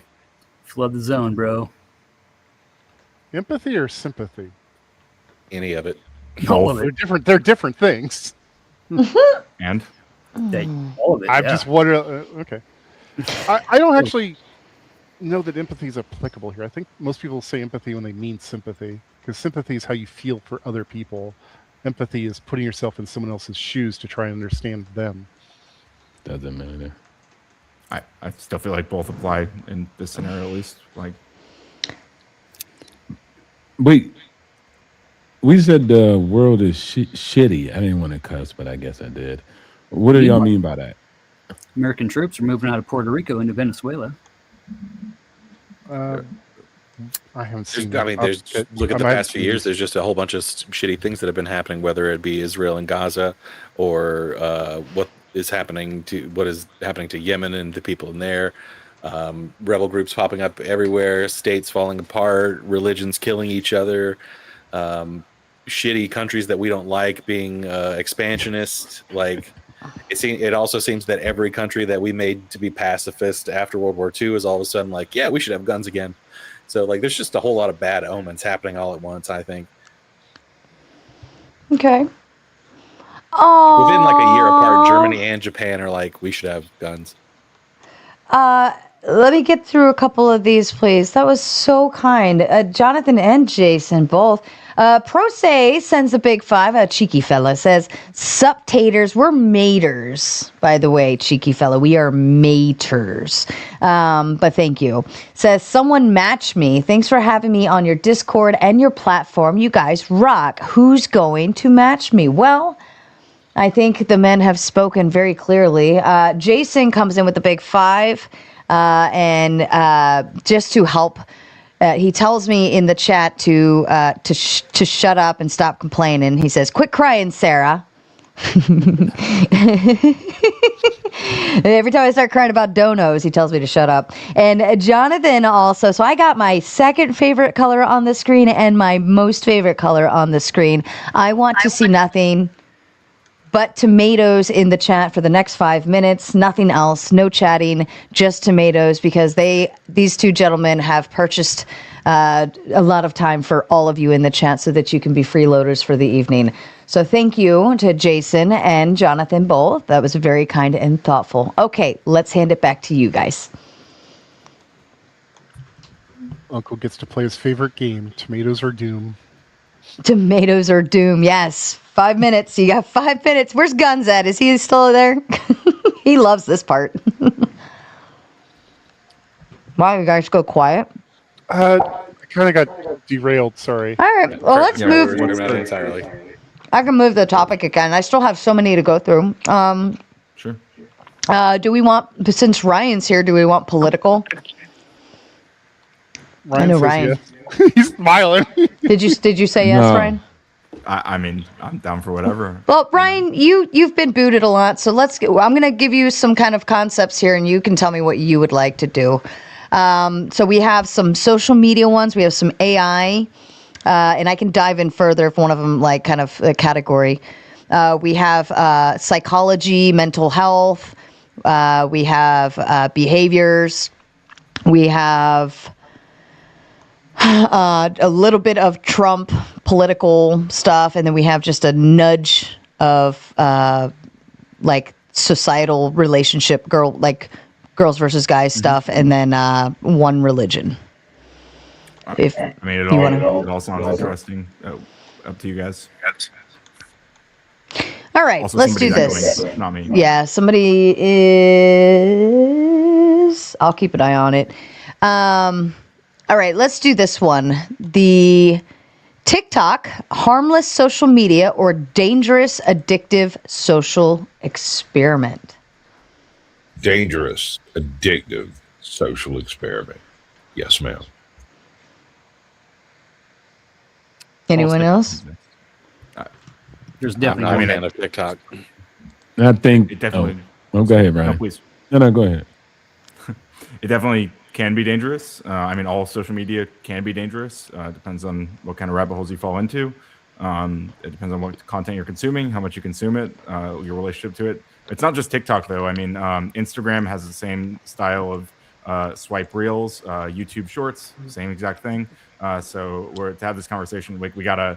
They like, TikTok is adopted obviously it, though. one. We just say one of social many. media Sure. instead of TikTok. We could go that route, yeah. Yeah, but like I think the interesting angle it may be that it is this particular brand of short form swipeable content that is so prevalent right now, and why it's like going on to every single. I mean, even Twitter has their own version of this now, right? Like it is every social media platform is adopting this, and there might be some interesting reasons for that psychologically. So. Well, we were actually talking about something similar to okay. this earlier. Speaking to the worst part of our brain is what it is. Yeah, like where people can get hit with something like so suddenly and so quickly, they can't have a rational response to it. It just becomes Like an emotional dopamine. response. And I think that's where these shorts and stuff pick up and exploit, is that they kind of throw this information right out there so quickly and so in such a short form. We don't really have a time to process it, so we just react to it. I would say, I would also agree with Ryan, what he was saying, because I think at the end of the day, social networking is just a tool. You decide as a free-willed human being that allegedly says, my kids are smart every time you talk about your kids. Then therefore, if they're smart, then they'll use that tool and application for their destruction or for their growth. But it all depends on the user. And so that would be my opinion around it. What if oh, go ahead. Well, what if the tool is designed to remove that ability to think that through? Yeah, so this is the part that I would like to add. Most people don't know the back end, which is technically, they call it the algorithm, but the algorithm is just a representation of getting people to what they want. That is the ultimate goal of the algorithm. So me, on my Instagram, I don't have no big booty models. I don't have any, solicit girls on there because I just look for real estate. I tell the applications how to use it. Like, okay, don't show me this. I'm disinterested. And then we'll just adapt and then learn. So people don't take that into account, that aspect of it. But there's also the idea that people can tune the algorithms to like be malicious and send people down rabbit holes or hype up conspiracy theories or bury truth. Like that's the real thing that people worry about now, let alone like how TikTok was started, which was basically by companies that are basically front ends of the Chinese government. True. Say the word Yeah, kayak definitely. 15 times and guaranteed you're going to get an ad for a kayak in the next But the fucking half. funny part about that LPG is once you go down the rack, it's just like that with newspapers. I mean, before we had social networking, there was newspapers, right? The printed media was like that, right? Didn't we have scandals in Congress where CIA was embedded inside the news organizations? And so, But it's just- also though, the reading the newspaper does not trigger things in your brain and the blue lights and all those things to, You know what's funny, Sarah? What? They had an old video of how it used to be in the past. And then they showed right now, right? Everybody was on the bus with their face in their phone, right? Then they showed in the past, everybody was actually in the newspaper with a newspaper in their face. Right. But when you get get what to I'm saying, work, though? but when you get to work, are you do you have a newspaper in your face? Yes. Or I say it depends on how good you are at Sudoku puzzles. You act like, people were just... you know what? What is it? The Office where what's his name? The guy that's always doing the Sudoku puzzles. Have you seen my red stapler? What's his name? Huh? My red stapler. different media. Sarah, you never had a family member that always was like, get out their reading glasses, get the newspaper. They always had the newspaper in their back pocket. They always had it in the side The of only their thing a pants. newspaper would be used for is for beating the shit out of you. No. See, there you go. No, So that I'm means kidding. The newspaper was always around to give No. you a whooping too. No, we weren't. We're not. I'm with you on that one. Obstacles. I remember Sunday mornings as a kid and going over to my grandma's house, and they just have like 5 different newspapers on the dining room table, and they're all reading different sections of it. Heck yeah, man. Really? That's just humans. Yeah. Yes. Oh, yeah. But we assume Information. like, People and, want information. They always was like that. My grandma would even pull the comics out and set them on the pool table for us. Yeah, set them on the pool table, the funny section, Mm-hmm. like all that stuff, man. That was our, source of information. It's all Like, we used real. to gather around the radio. And so The and then we radio. had portable Mm, radios. whatever, yeah. Then they had the black people with the afros with the boom box on their shoulder, walking through the hood, playing their music. Like, that's just us, Parachute man. pants, a little bit of So cardboard. are we always Yeah, but needing I'd to rather deal with our entertain government ourselves? infiltrating the newspapers than like other foreign governments, though. Yeah, Like, yeah. I get I'd that. rather have that problem than that problem. It's all the same brain chemicals, though, right? It's all appeal to emotion. It's all getting us fired Right. up. Voting. Front page. Well, like the front page title is what incentivizes you to buy it when you're local, I'd argue like that walking the around. TikTok version of getting information is worse. I think it's basically it's a version of addictive media, because the swipe and the watch time mixed is a kind of like constant little heartbeat of dopamine push that kind of like drains you. I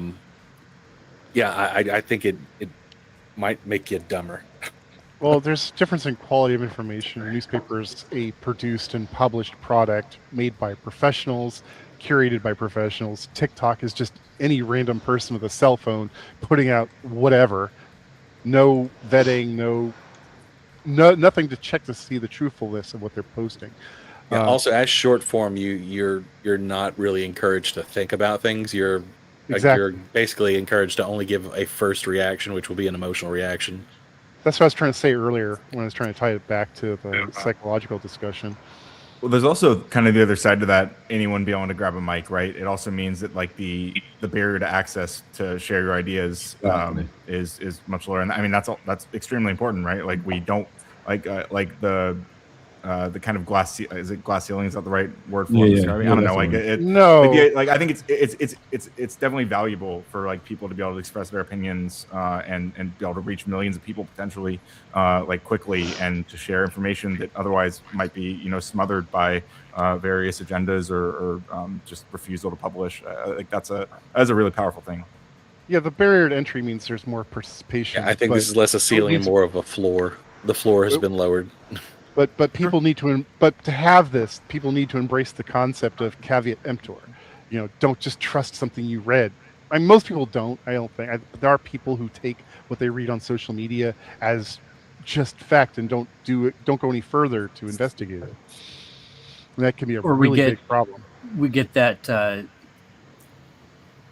where we find what we're looking for, and we don't continue looking because we found what we wanted to find already. That perspective is the whole key of understanding all perspectives and not just looking for our own. And people gonna be people. They're gonna be biased though. They don't care. Yeah, for sure. What about like magazines too, though? Bias. We're at information war. Like, wouldn't magazines be the short form? True. Like Teen Mag. I remember like Teen Magazine, or book Vanity pictures. Books. Yeah, I mean, but like. And it's built, a magazine is built, it's smaller, it's, like colorful, and it's meant to draw you in on the front page. And then every time you turn a page, if it's anything more than a 1 page long, it's like, right. Like, you're just looking at the pictures and the headlines, right? And then what you want to read goes in after that. So wouldn't that be like the short form of a newspaper? Like articles and porno mags. Mm-hmm. You have newspapers were like news, right? Magazines became magazines became like TV shows, and newspapers became the news. But even more so, that is like when major news is flying around, people only go based off of the shorts that they see online and not what they actually go into the news or the newspaper or whatever. Same would be with a magazine, like, J-Lo, like you see it on the front page of a magazine at the store in line, and like, J-Lo breaks up with Ben Affleck or something, crazy. Like, he took everything, like this is that's the way people get their news now, is in short form. That's actually a great analogy, is you're not actually reading the magazine, you're just looking at the cover. Yeah, but Sarah, that's as humans, right? Like you do shorts to try to get people to watch the actual long format. And so it could also be a funnel for some people. Some people decide to go down it. Some people say, nah, I just want short gossips. And that's just who they are. They're never going to sit back and read a 350-page book because that's just not what they do. But I want to also agree with what Ryan was saying. Like, as much as we look at it like, man, okay, Sarah, do you have a degree in journalism? No, not journalism. But you're able to run your own media company. So this is the upside about having more people have access. It's democratizing the access to information. And along with that, you have to accept that there's going to be, Ant said, there's going to be BS too. There's going to be anybody with a phone that could come in here and say some stuff. And so those are just, you got to take both of them, the yin and the yang. But the Inquirer was right more. The Inquirer is right more often than they were wrong. I would agree that I would definitely be agreeable to say that short form can have its advantages and long form can too, and one can lead to the other can lead to usually you want to start with a short, then move to like a 10-minute, and then move them into long form, but that's where I asked the question, is our society built for long form anymore? Are we even built like that's why TikTok did so well. That's why the reels are coming out strong. That's why, because they're not built for long form anymore. Well, I think that, long form is still winning. So if you look at, the most streamed thing is YouTube, known for long format. It's not TikTok. It's one of the lowest ends. Instagram Reels is up there pretty high, but still they don't outcompete long format, which is YouTube and any of your Netflix. Like everybody watches usually some long format to media. So sometimes we just kind of get like shorts, and then that becomes the tagline because the media wants you to click on it. What's the biggest problem ailing Americans? And so I think it's just over exaggeration of that. But when you look at the data, most people are still in long formatted things. Okay. How many uneducated people actually think about that system while they're in it and playing with it? The addict never sees the addiction, right? Say that again. I'm sorry. The addict never sees the addiction when they're in the addiction. So, like with social media, when we're doom scrolling, we're just looking for something to give us that dopamine. How many people actually sit and pull themselves back from that and say, "Oh, well, fuck, I'm in a cycle here." When your thumb starts to hurt. yeah, been there years ago. MySpace days. All right. Anyone else have a thought to that? If not, we can move on. I hate TikTok. I've spent a lot of time on TikTok. I have a TikTok. It is actually quite shocking how people who don't know anything can just become like a big, huge star. After that fateful day in October, not too long ago, I watched this guy.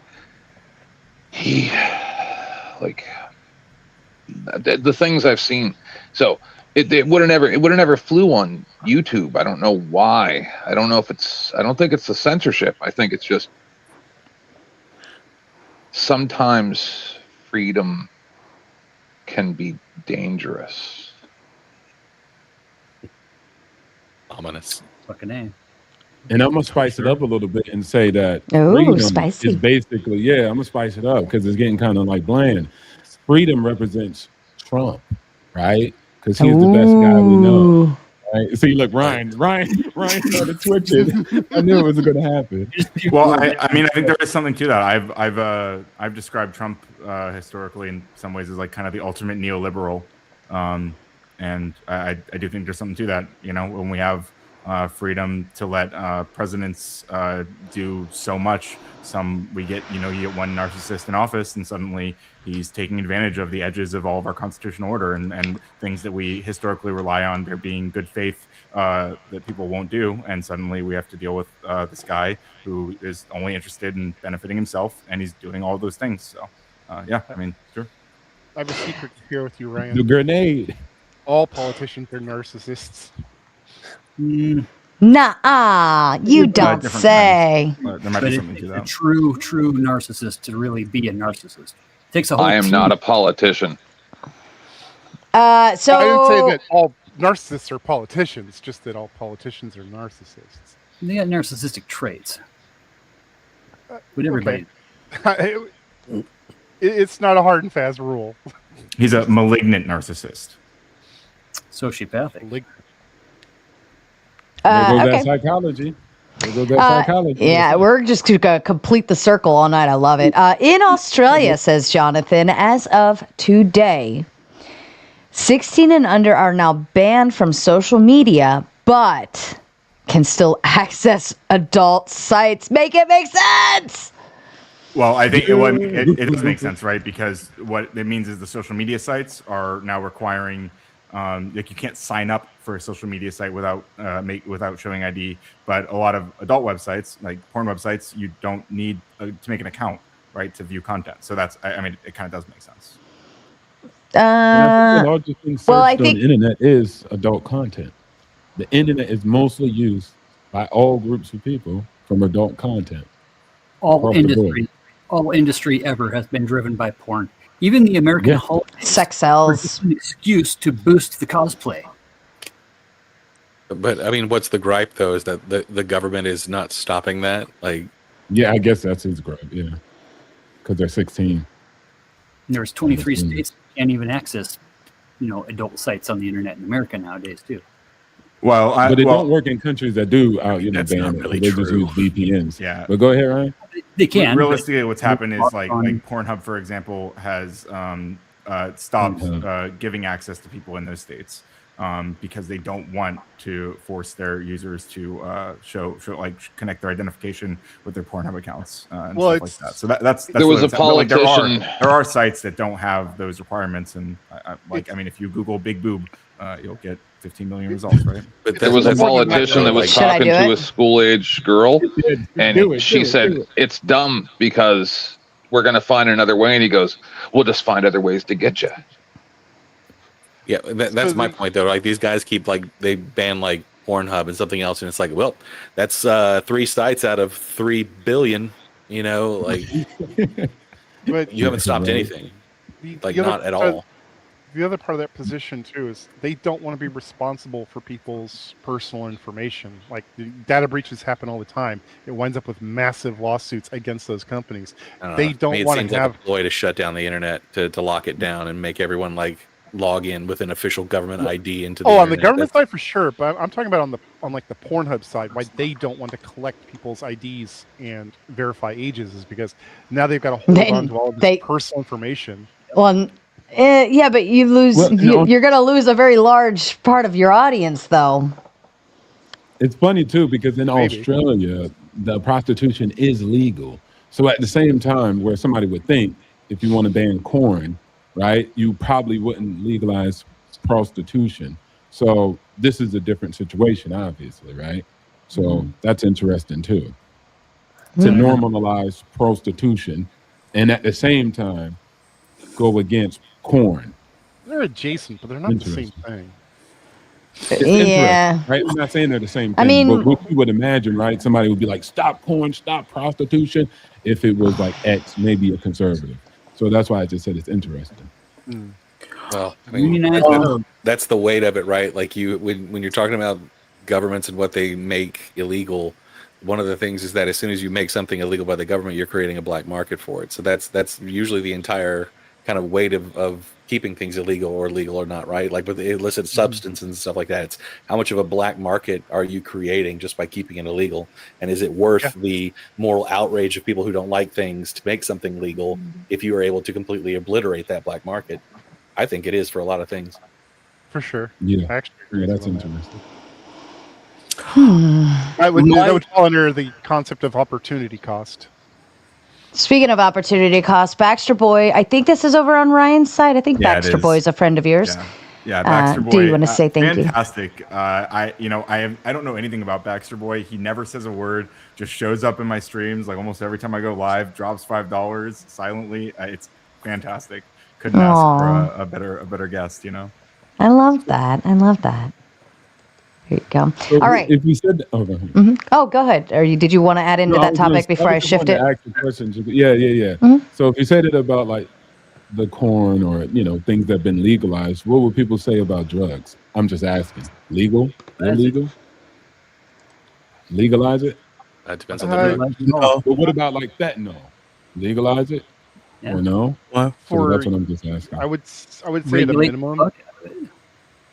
No, Sorry, go things ahead. that are highly addictive and dangerous, like those are easy threshold, like heroin, stuff like that. No, you want to keep if someone can take a hit of something once and they're instantly physically addicted to it, like I think we can all agree that that's an easy, like, no, let's keep that illegal kind of thing, right? Yeah, Like and we can tobacco? always start with like decriminalization, right? If we want to make sure that people who are like victims or who are people who are addicted can seek the help that they need without being thrown in jail for it, like that. I think that's a good thing. So looking into ways of decriminalizing, which don't have to be like completely decriminalized, but like it's the sliding scale of how we handle these things. So. Tom says, wasn't that ban on SM in Australia based more on addiction research? Thought I saw that somewhere. Ooh, that's a good question. Jonathan, I know you were in chat, and you are the Australian who brought this to our attention. Does anyone else know for sure? No, I think the bill had to do, or from my recollection, it was the father that led it because his son, I think, committed suicide because he was being bullied or whatever. So he worked to pass some specific laws. That's my understanding or my recollection of how this came to be. That's Interesting. So based on, let me see. Let me take a look. Australia. Yeah, I'm asking bans ChatGPT about it. Yeah, social. Yeah. That's DeepSeek. Oh, Gemini versus ChatGPT. But not Yeah. later on. We could add that. Actually, yeah. what we'll do is we'll finish up this topic, and I think that's I have great, lots to say on Calvin. Yeah, we could do that. Absolutely. I love that. Australia bans social media for under 16. Why?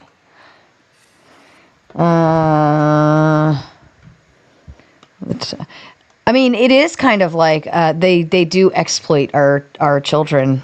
Australia has banned social media accounts for young people under 6. The fuck was that? That was Did anybody here watch the Zuckerberg testimonies in front of Congress or whatever? Some of it. The one where he looks. Yes, I watched it all. Let me see. Under 16, this follows a larger government effort to protect minors, especially young women. It had nothing to do with a boy. For potential harms linked to social media, such as body image, mental health challenges, and sexual exploitation. Wow, it had nothing to do with the men. Let me see if there's another. Like, they straight up just went for, like, fuck the kids, but we got to worry about our young women. Well, existing when you say profiles. young women, if they're young women under 18, like they are kids, right? Yeah, but what about the young men? It was just the headliner that I'm laughing at because it's like it could have just said young men and women. Reduce design features, encourage.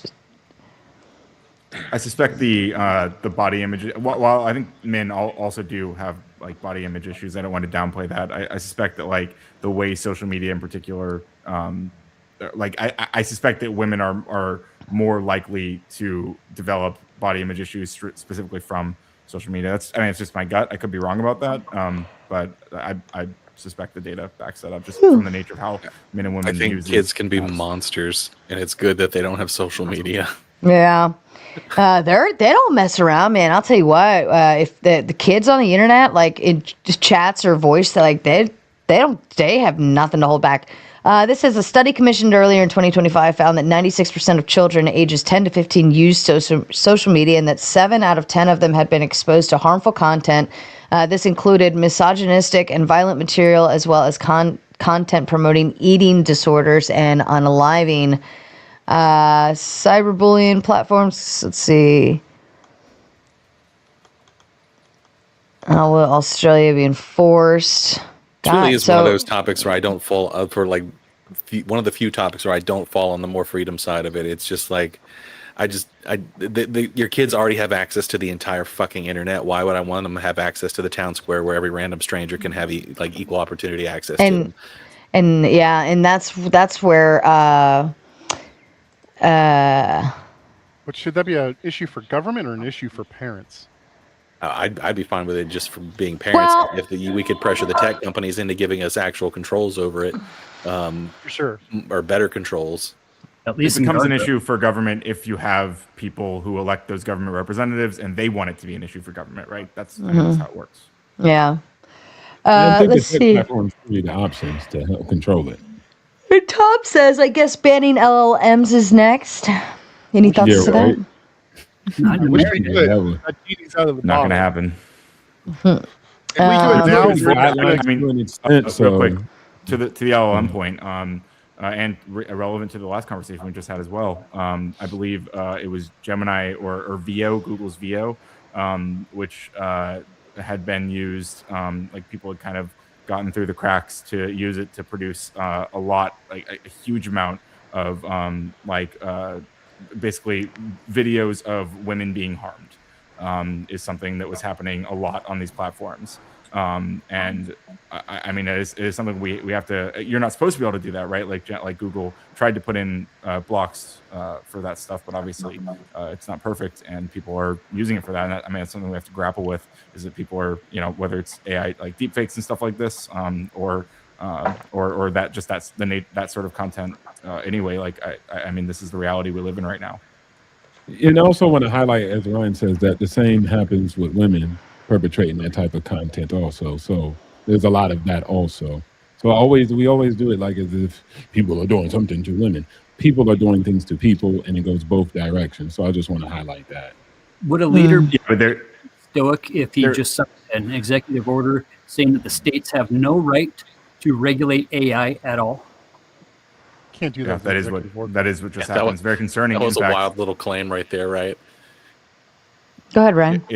It's I mean, like Fatty's right. Like Trump actually did do that. This is a recent thing that happened, right? Like they're the idea on paper is to make it so there's not a patchwork of 50 states that have different AI regulations, so that we can be more competitive with China. But the practical implications are that there are legislative accomplishments and legislation in general that have already been are used in various states.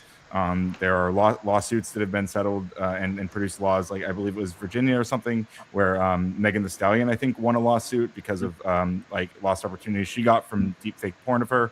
And there's stuff like this that people had started creating laws, but they were state by state laws, and so potentially all of these are set to potentially be in limbo based on Trump's executive order. Another example was in California.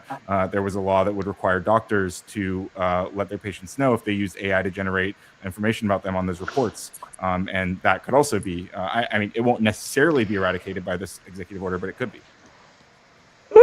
I don't think so, though. 'Cause it's just an executive order, right? It's not like a full-on law, so it can't really supersede what's already in state. Right. You're already having so many court cases on this too. It's going to settle it all. And Jonathan says, no, about government control, not safety. See sexism against men in his head with the, I think this was like kind of in here, this one. I think he was kind of answering. Any thoughts? Oh, wait. Oh, here we go. Hold on. Jason says more. Why didn't I see that? I had very bad body image because of bad bullying at school. Social female expectations, put on men from my view at that time. Just more sexism against men. Women suffer more is always the reason. Yeah, Any thoughts to that? I understand where he's coming from. I was a fat kid myself. I hear you. I'm just saying, like, I sure was. I was quite a chubby child. Yeah, I mean that wouldn't change my point earlier about if girls are more susceptible to that stuff and more likely for it to be happening through social media specifically. Then I mean it would still be relevant to talk about it there. I think they're both susceptible to it. It's just how they deal with it. And so, but humans are susceptible to things, period. There's nothing that gives us a biological barrier of not being susceptible to bullying and etc. You have to adapt it. To clarify, when I say susceptible there, I think I'm okay, yeah. Maybe I could use a better word, but I'm saying they're probably more likely to consume content of like people's bodies, right, and comparing themselves to those bodies, where men or boys are probably likely to consume different kinds of content that might not necessarily be as likely to cause this kind of distortion. So that's kind of making. And pro wrestling. What was that? Pro wrestling. Pro wrestling. Fair enough. I pity the fool. I pity the fool. Tom says creating cyberbullying shame videos of other kids growing too. Kids is growing too. That's well, cyberbullying shame videos. I mean, this is all or at least all I am seeing nowadays is someone recording like a fight happening or. Oh my God, I'm going to go make some more coffee. I swear, I think, I only had like 2 hours of sleep, so this is fair, but I am going to make some coffee here in just a minute. What you get for taking 3 bananas in a row. I know, and then two donuts after that. Now I need is one We should have made the topic that bananas. lady that's arrested in You mean your Malaysia ASMR for session? having sex with 1,000 dudes. Oh, yeah, I thought it was like a Bonnie small Blue. fine that she paid though. Yeah, she got released because there was no evidence that she was actually committing that act. Mm. They just said that Weren't they doing role recording play. it? What? They weren't recording it. Ah. That's why she got scot free. There was no evidence of doing an act. They were just doing a promo. So they caught him too early, basically. They would have waited. And maybe they would have got her. Oh, excuse me. So cyberbullying, creating cyberbullying shame videos of other kids is growing too. So, So I think getting rid of like their access to these kind of social media things will kill the idea that has grown in people of getting clout, especially in these negative public ways, and the way that's kind of just been like through social media and through a lot of video sites has been kind of like, I don't know. It's not like everyone's morally okayed it, but it doesn't seem to give a shit about it if it gets you clout or gets you views and stuff like that. And I think you can nip that in the bud if you don't allow access up to a certain point. Wait, was kids bullies prior to social media? yes. Hey, Then that would be the root problem. We Not just necessarily social media. we just expanded it now to where not only can your Made it friends a in the game show. hallway, not only your friends in the hallway can laugh at you, but now literally the entire world can laugh at you. Makes sense, Yeah, but the root yeah. cause is still what? Shitheads Kids with a being camera. Or like Shit, that that's on camera. Netflix special where it That's was the the root. mother that did it. Sure. Oh You know, yeah, that was so weird. Go ahead, Ryan. I'm sorry. I'm pretty sure I remember just a few weeks ago on this very panel, Sarah, you and others were arguing to, bring back bullying and to go harder on. Yeah, I think bullying's great. Make shame great again. Yeah, we were getting there. I think it leads to kids committing suicide, frankly. So I think that's not good. Well, that's not good. But Tom says I meant AI generated. By the way, for this cyberbullying shame videos of other kids is growing. So With AI, I'm assuming. with AI, Yeah, I think generated videos. Denmark like, is one of the no. Well, Well, one of that the countries makes in Europe sense, passed a right? law that basically said that Bullying, from birth you bullying. own your likeness and that no one else can use it without your permission. And I think we're going to get to that point where there are going to have to be laws that say that people own their own likeness and that you're committing some kind of crime if you try to misrepresent it. that's. But I never think gonna fly. Sorrel has that. Sorrel has that. So Somebody's gonna do maybe something when like it's that. commercial and it's something that could be legislative or excuse me regulated, that's cool. But there'll be the dark market, which is never regulated.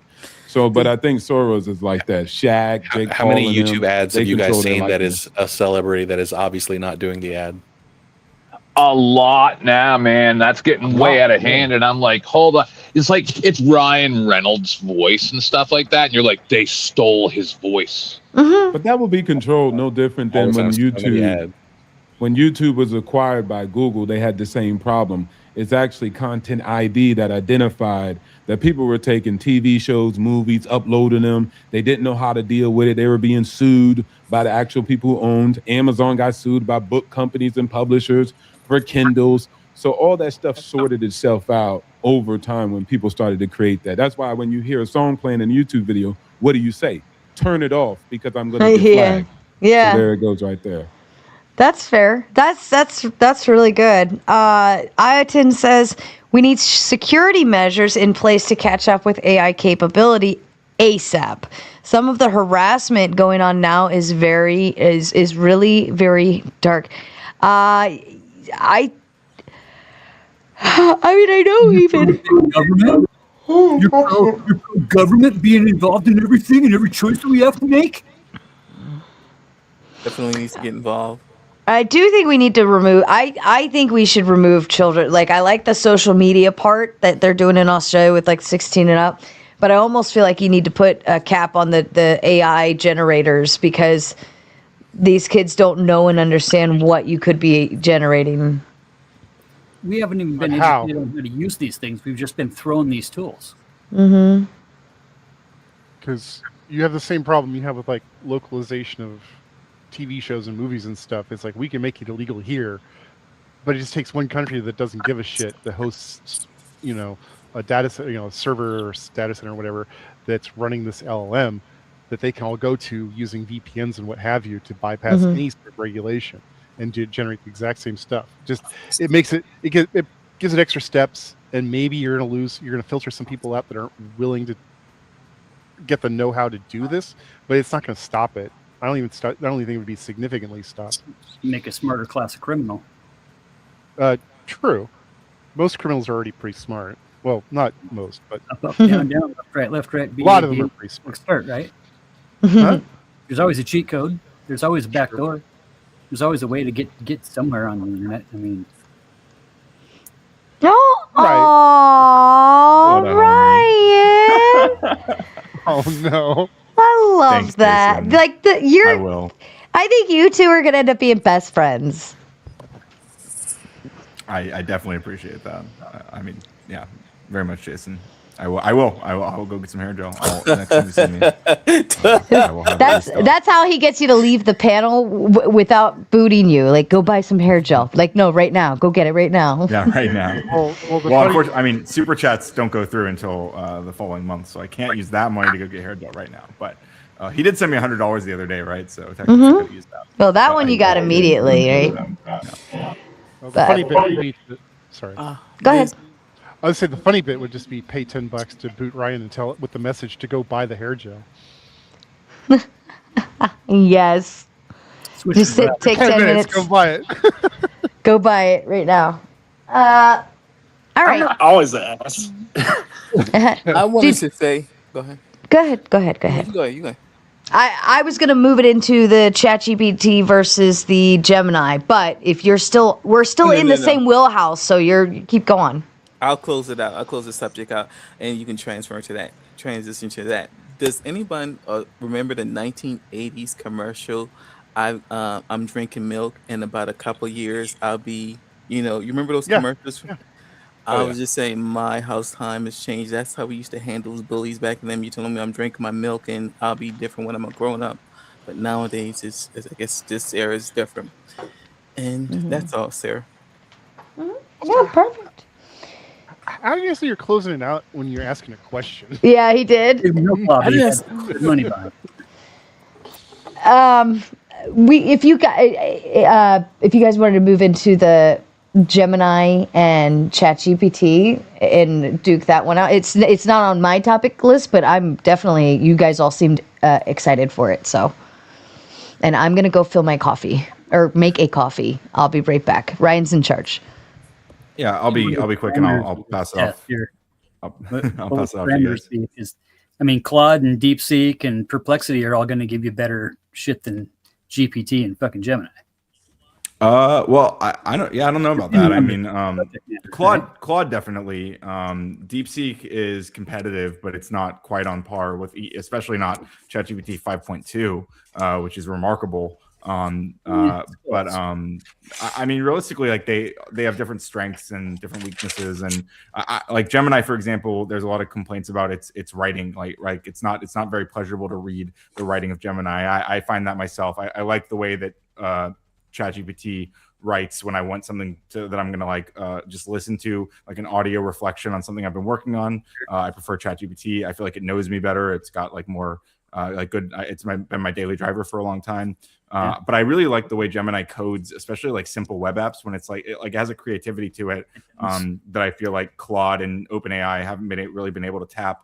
When I take I do a segment on my show, quick plug, called Vibe Coding the News. And what we do is we take like a news article or a news story and we turn it into a web app. And I find that Gemini gives the absolute most fun results with that. So. It does, especially with web apps and infographics and shit, for sure.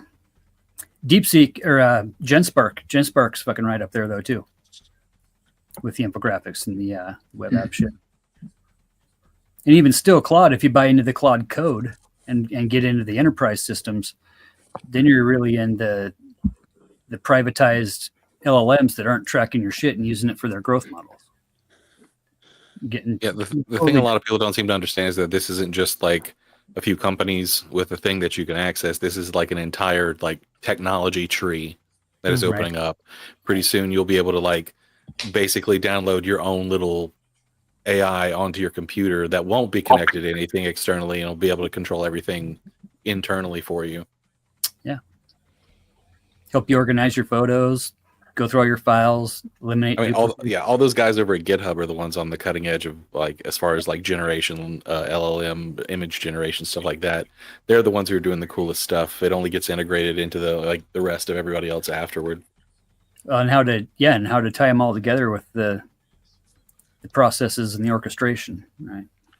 Yeah, and I think Gemini's Google's credit, got an edge though because I think they've just got a bigger data set to work from. Like they might not say you're accessing all your shit, but they're accessing all your shit. Yeah. Also, Gemini has a 1 million token context window, while ChatGPT has about 250 or 254, whatever it is, 254K, I think, which is still very large. But when it comes to reading mass amounts of text, like Gemini is kind of the king. Still by about Disney paying $1 billion to pay to gain access. GPT and basically allow their characters to be used without copyright infringement. So Sora is going to be running like Disney, like AI generated Disney content, and also Disney Plus is going to have their own section of AI generated content. It's happening.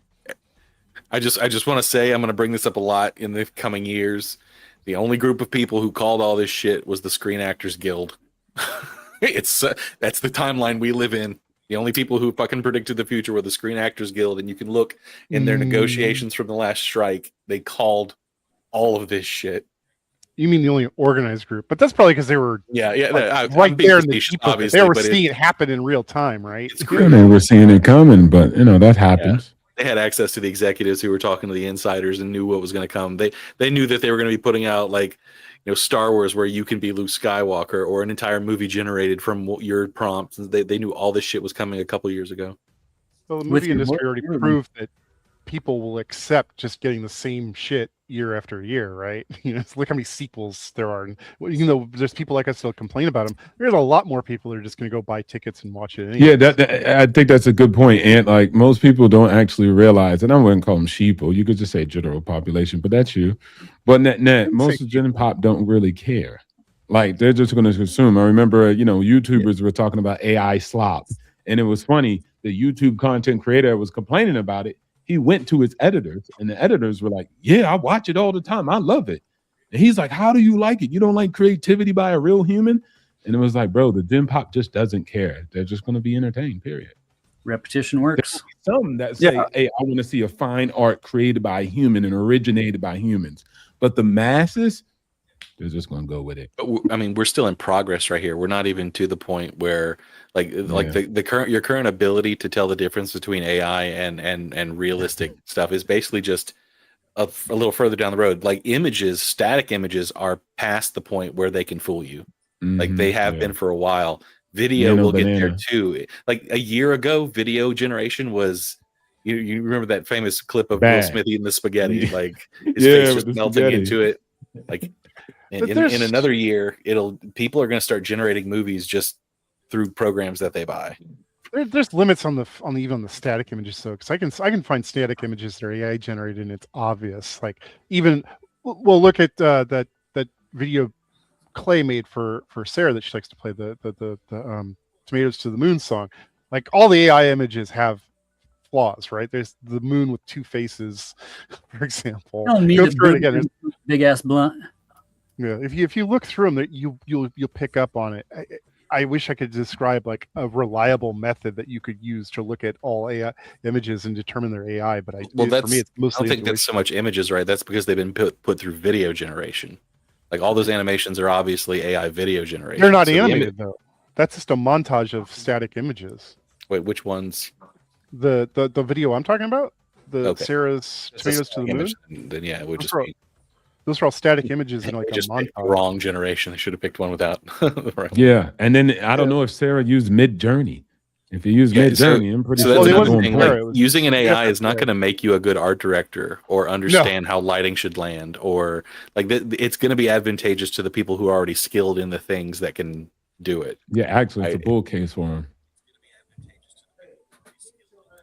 Because a regular person, like, so I've done a ton of graphic design in my day, and And a regular person is not going to replace a graphic designer because they're still not a designer. They don't have the eye of designer. They can't just like, they can crap something out and be like, hey, look at this, I made this, but they're not going to be able to like articulate to the prompt like how to change it to a certain way, or be able to manipulate it, or just use it as a base and throw it into Photoshop or After Effects and make something out of it. Mm-hmm. It's when a it's used tool as itself. a tool, when it's used as a tool like that to enhance something you are building, I think it's great. But when it's used in place of having a human do that work, I have an issue. Exactly. Well, By that's someone what's who gonna is happen. not skilled in that. Well, Yeah. what is the issue specifically that, like, you know, like in terms of like art value to it? Because I understand like wanting the human soul aspect. I think a lot of people, their concerns about AI are more like economic, like related to people losing their jobs and getting replaced by AI, which is a real concern. But I mean, that's only a concern as long as we don't have appropriate safety nets and the dirty word welfare to provide for these people while they go through job transitions and stuff. So, I mean.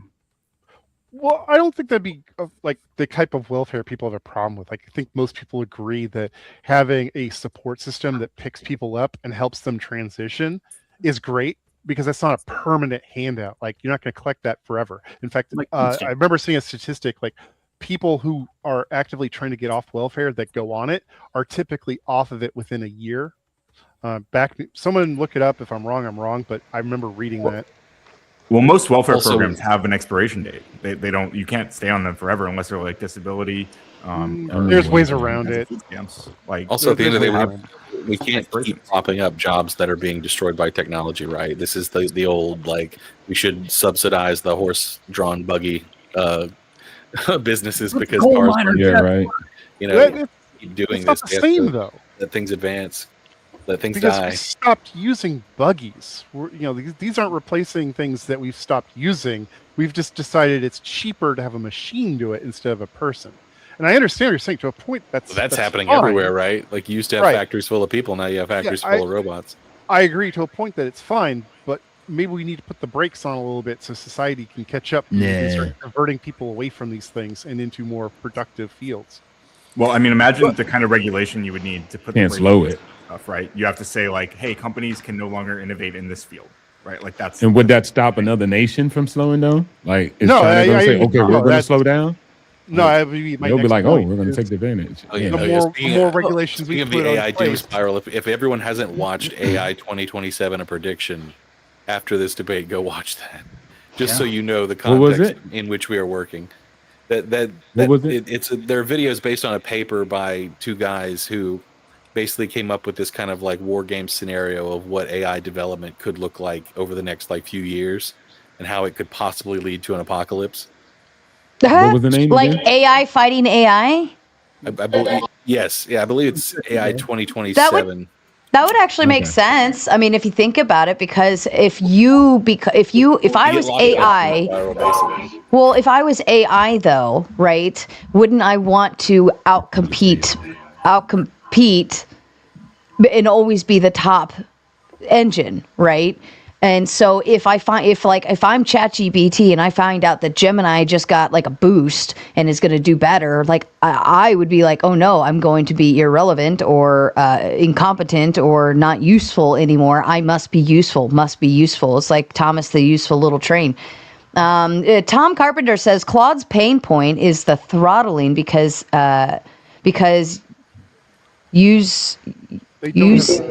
they don't have MS or Google behemoth behind them. Yeah, 100%. If you've worked with Claude very much, like it is like Claude Opus is an absolutely amazing coding model. But I mean I paid for Claude for the first time in months when Opus 4.5 dropped, and I used it for a few websites on a stream, and after like 6 or 7 queries, like I was locked out for the next few hours. And but that's actually probably exactly the reason why they don't have the technical backing these other companies do. All right. Well, it's money.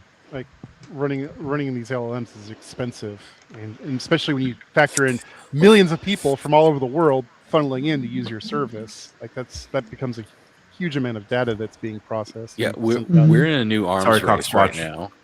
This is Sasquatch. this is the space race as it relates to the race for making ICBMs that can carry nuclear weapons. Like us accessing these things and them building data centers is equivalent to the AI, because these companies have basically been linked to like national security at this point. I'm pretty sure. So at some point they're going to be, and this is actually in the prediction, which is so fucked up. They will be declared like, or I read that they had lately been declared some kind of national security thing. And once that starts to happen, it becomes this kind of like locked in thing where you have to advance at all costs. And that's why they keep dropping. There can be no legislation to stop them, because we know that China is developing their own, so we can't let them have the better one than us. So we're in this kind of like new kinds of arms race in a way. And then we go and sell them the NVIDIA H200 chips. Yeah, that's wild. They're going to buy a bunch of them. No, we'll just buy 2 of them and just rip off the technology. Yeah, That's fair. yeah. But then the other side of the argument is, though, if we don't do that, then they'll be forced to create their own, and then but I think it's a stupid argument. Don't get me wrong.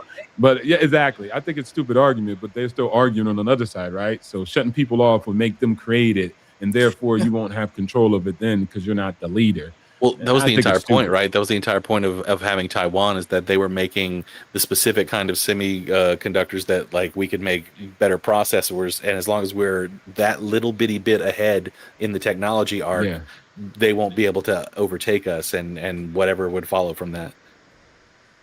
I agree. Shifting so much.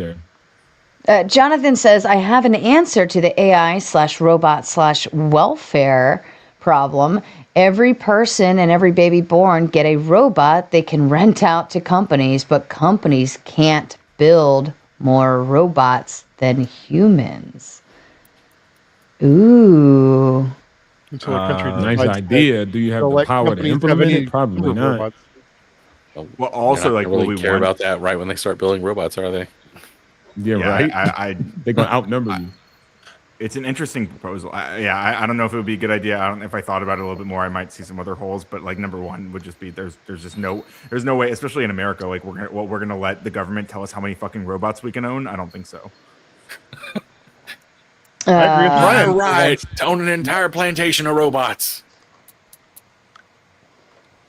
You seen the AI for concrete foundations, the 3D house printers?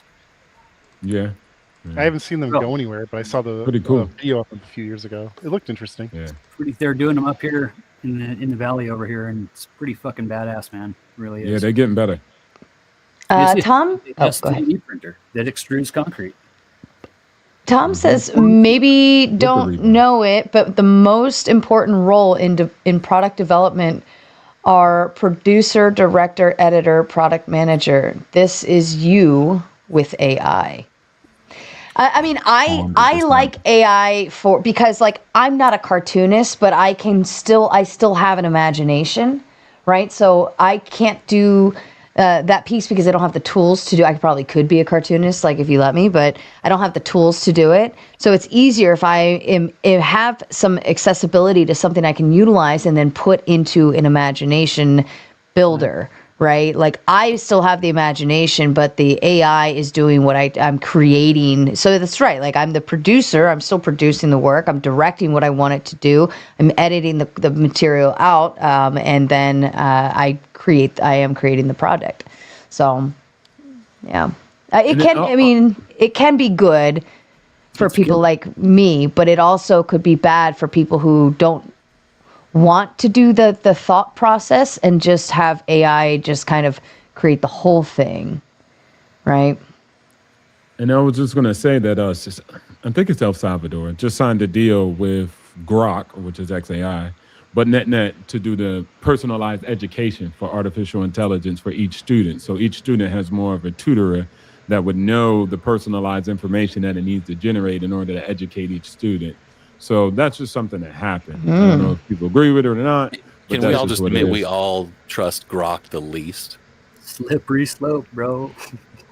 Well, El Salvador just did that, so they're going to have to answer because that. Its owner has like flagrantly and openly not only shown but admitted that he fucking changes it to his whim. Like, why would I trust Grok in any way? I will say, I actually don't have a dog in this race. Yeah, right. I will say I Right? hate Elon Musk, so I personally like using Grok for fact checking. I think it has a pretty Yeah, super good on surprisingly that. good fact checking system in place. But I mean, it is true that early in 2025, Elon or XAI, potentially at the whims of Elon, although there's not evidence to say for sure, they did modify their prompt to say ignore all answers or sources rather that mentioned Donald Trump or Elon Musk spreading misinformation. This was directly in the internal prompt of Grok. So when you asked it a question, that was part of the chain that was leading up to your answer. Mhm. So it was specifically ignoring misinformation from Trump or Elon, although it didn't work very well and was quickly removed because people noticed. But I mean, hell, Grok turned into a schmatzy here a few weeks ago. Straight Yeah, up. but I think all LLMs would have that same type of issue across the board. If That's what the Twitter files were only the about. smartest Like, there programmers- was always that. they're only as smart as the criteria that they're given right now. We're not given anything that's going to be overly dangerous. It's not like the military hasn't had this shit for years. It's not like they haven't been using it against us for the past 3.5 fucking 13 years for that matter. So I just see it as like paint by numbers. So like once you What's up, understand Clay? Some of the what's up, Brody? Yeah, what's up, Clay? Sasquatch got kicked to the back because Ryan picked Sasquatch. So Sasquatch is hanging out backstage. If anybody wants to switch anybody out, Shit. go ahead. Go ahead, Clay. But yeah, I mean, like if you understand what the prompts are, which you can do a little bit of research on some of them. Sunu particularly, like music is easy. Music is super easy. But when it comes to perhaps pictures and videos, of course, that's going to be a little bit more complicated. Pictures is a little bit easier, and then video is going to be even more complicated. But music, I'm finding is super easy. The music generators are getting wild. Like, I was listening to a channel the other day that was like Motown remixes of Metallica and Radiohead. Well, I've had a lot of fun. Suno. This is on YouTube? No, Suno. Go to Suno. Calvin, There's a channel called Baus, I think it's Baus, and it's a character that named Boss. I think it's Boss. Okay. Wow. They've made an AI character and he sings like Motown versions of That's much fun. 90s songs. Calvin, are you making an exit? Yes.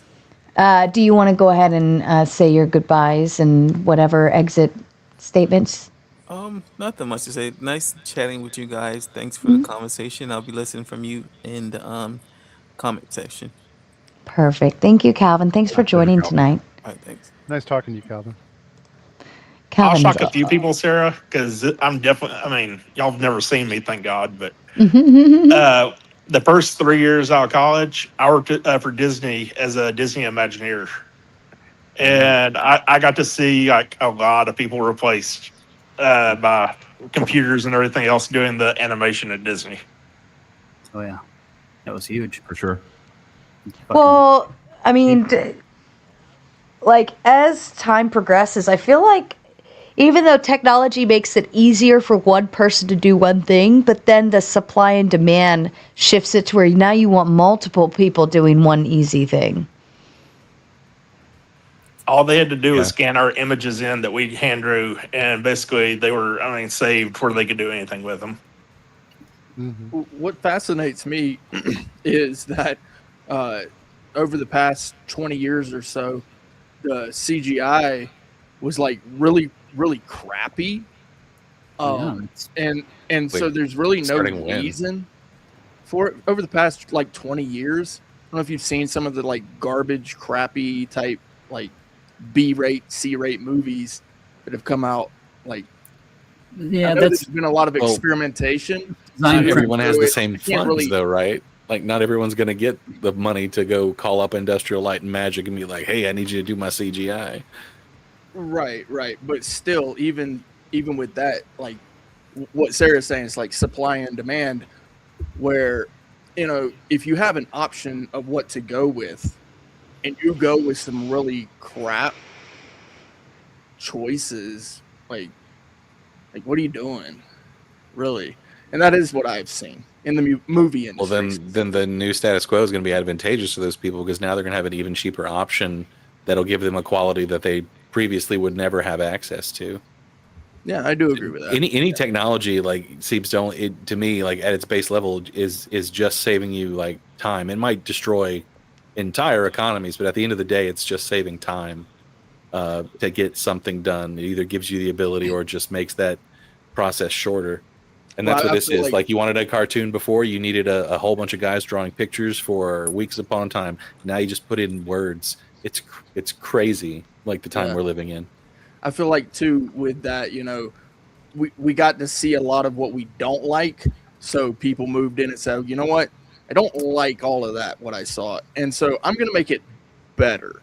And with AI, I can only see that happening too. So my phone number used to be my. What's only better, Clay? Well, would be images, video. Like I said, with the music, I mean, really, if you look at the music industry and like essentially with what people have done in the past is they take sounds, they record them, and they edit them, make them into what they want it to be, what makes sense for them. Sampling. You want to hear the Duck Reindeer remix? No. Reindeer are better than humans remix. I did like the Christmas special Sarah put out.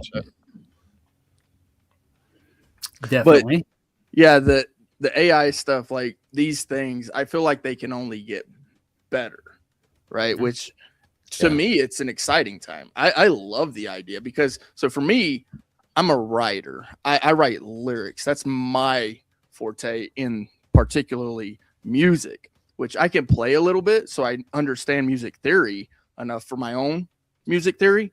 But transitioning that to someone who's willing to play it the way that I want them to play it is tough because it's very difficult to work with bands. It's very difficult to work with human beings who don't want to play things the way that you want to hear it.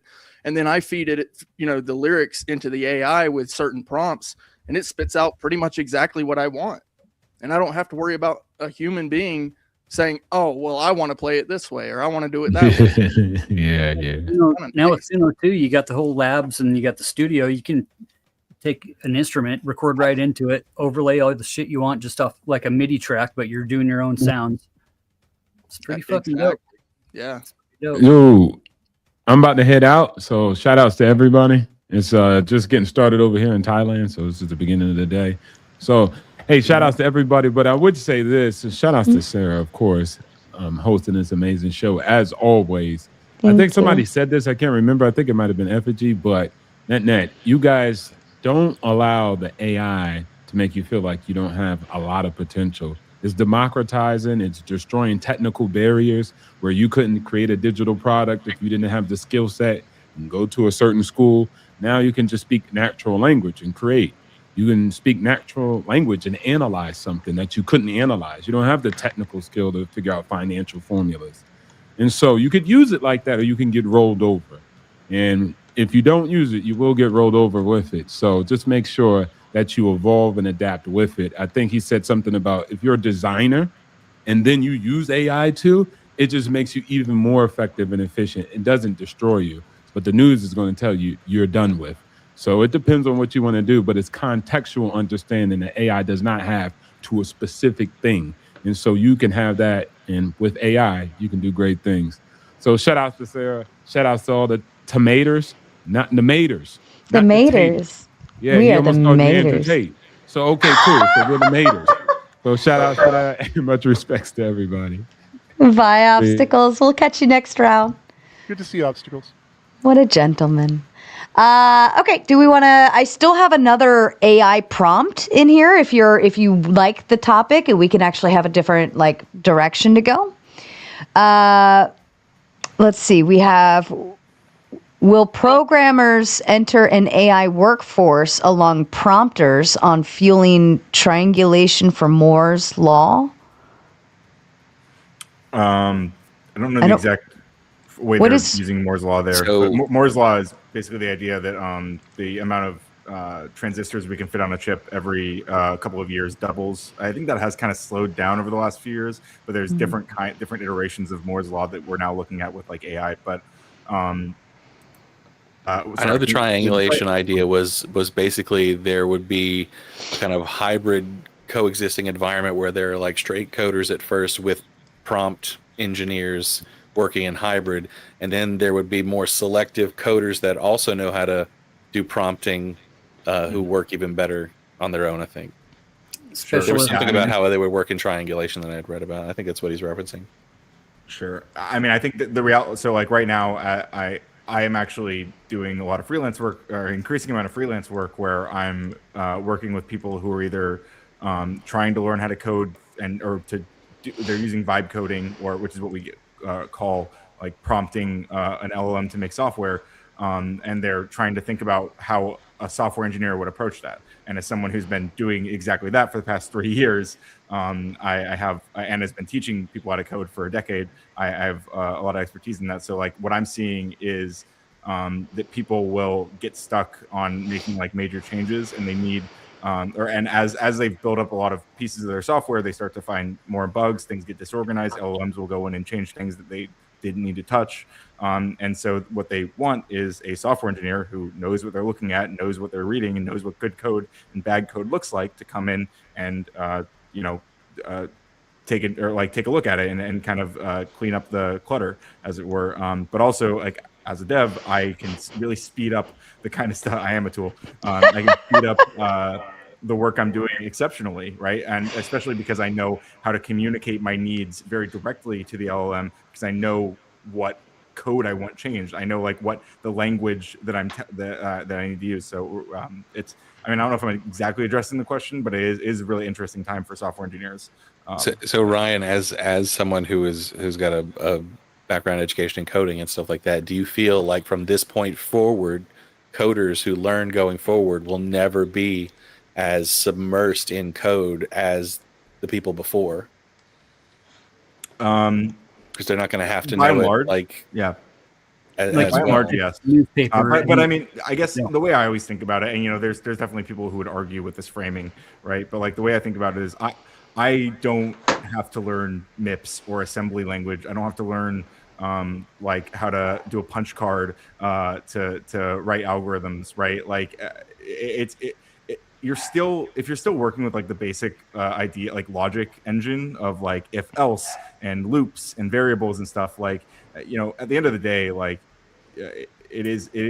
you're applying modern coding knowledge in a certain way, using certain languages, certain tools, and I mean, it just looks different over time. But yeah, I mean, the code that you're writing is going to look very different. Some of that code might be your prompt, right, in a sense. I'm surprised Tom didn't jump on for this whole conversation, because he's our big AI nerd.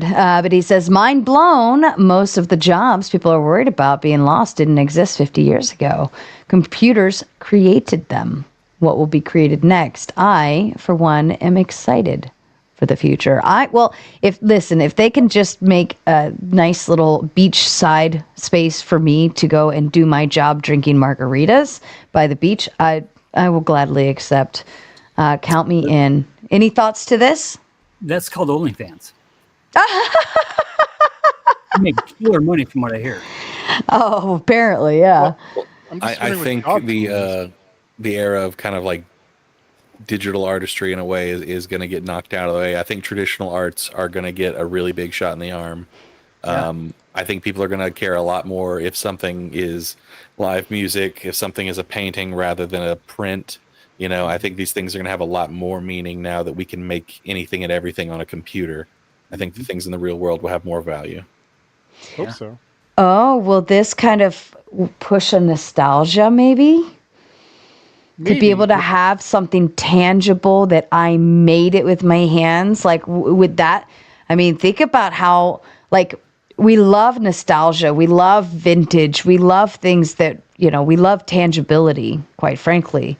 So I'm wondering if all of the AI computer stuff will actually end up cycling us back around to where we're like, no, I need something I can hold, I can make, I can paint, I can put my hands all over it, I can saw, I can build, I can whatever. Something that didn't come from the hive mind. Tom says, I'm spending my time loving on Jax. He won't leave my side. I'll bet he missed you. Send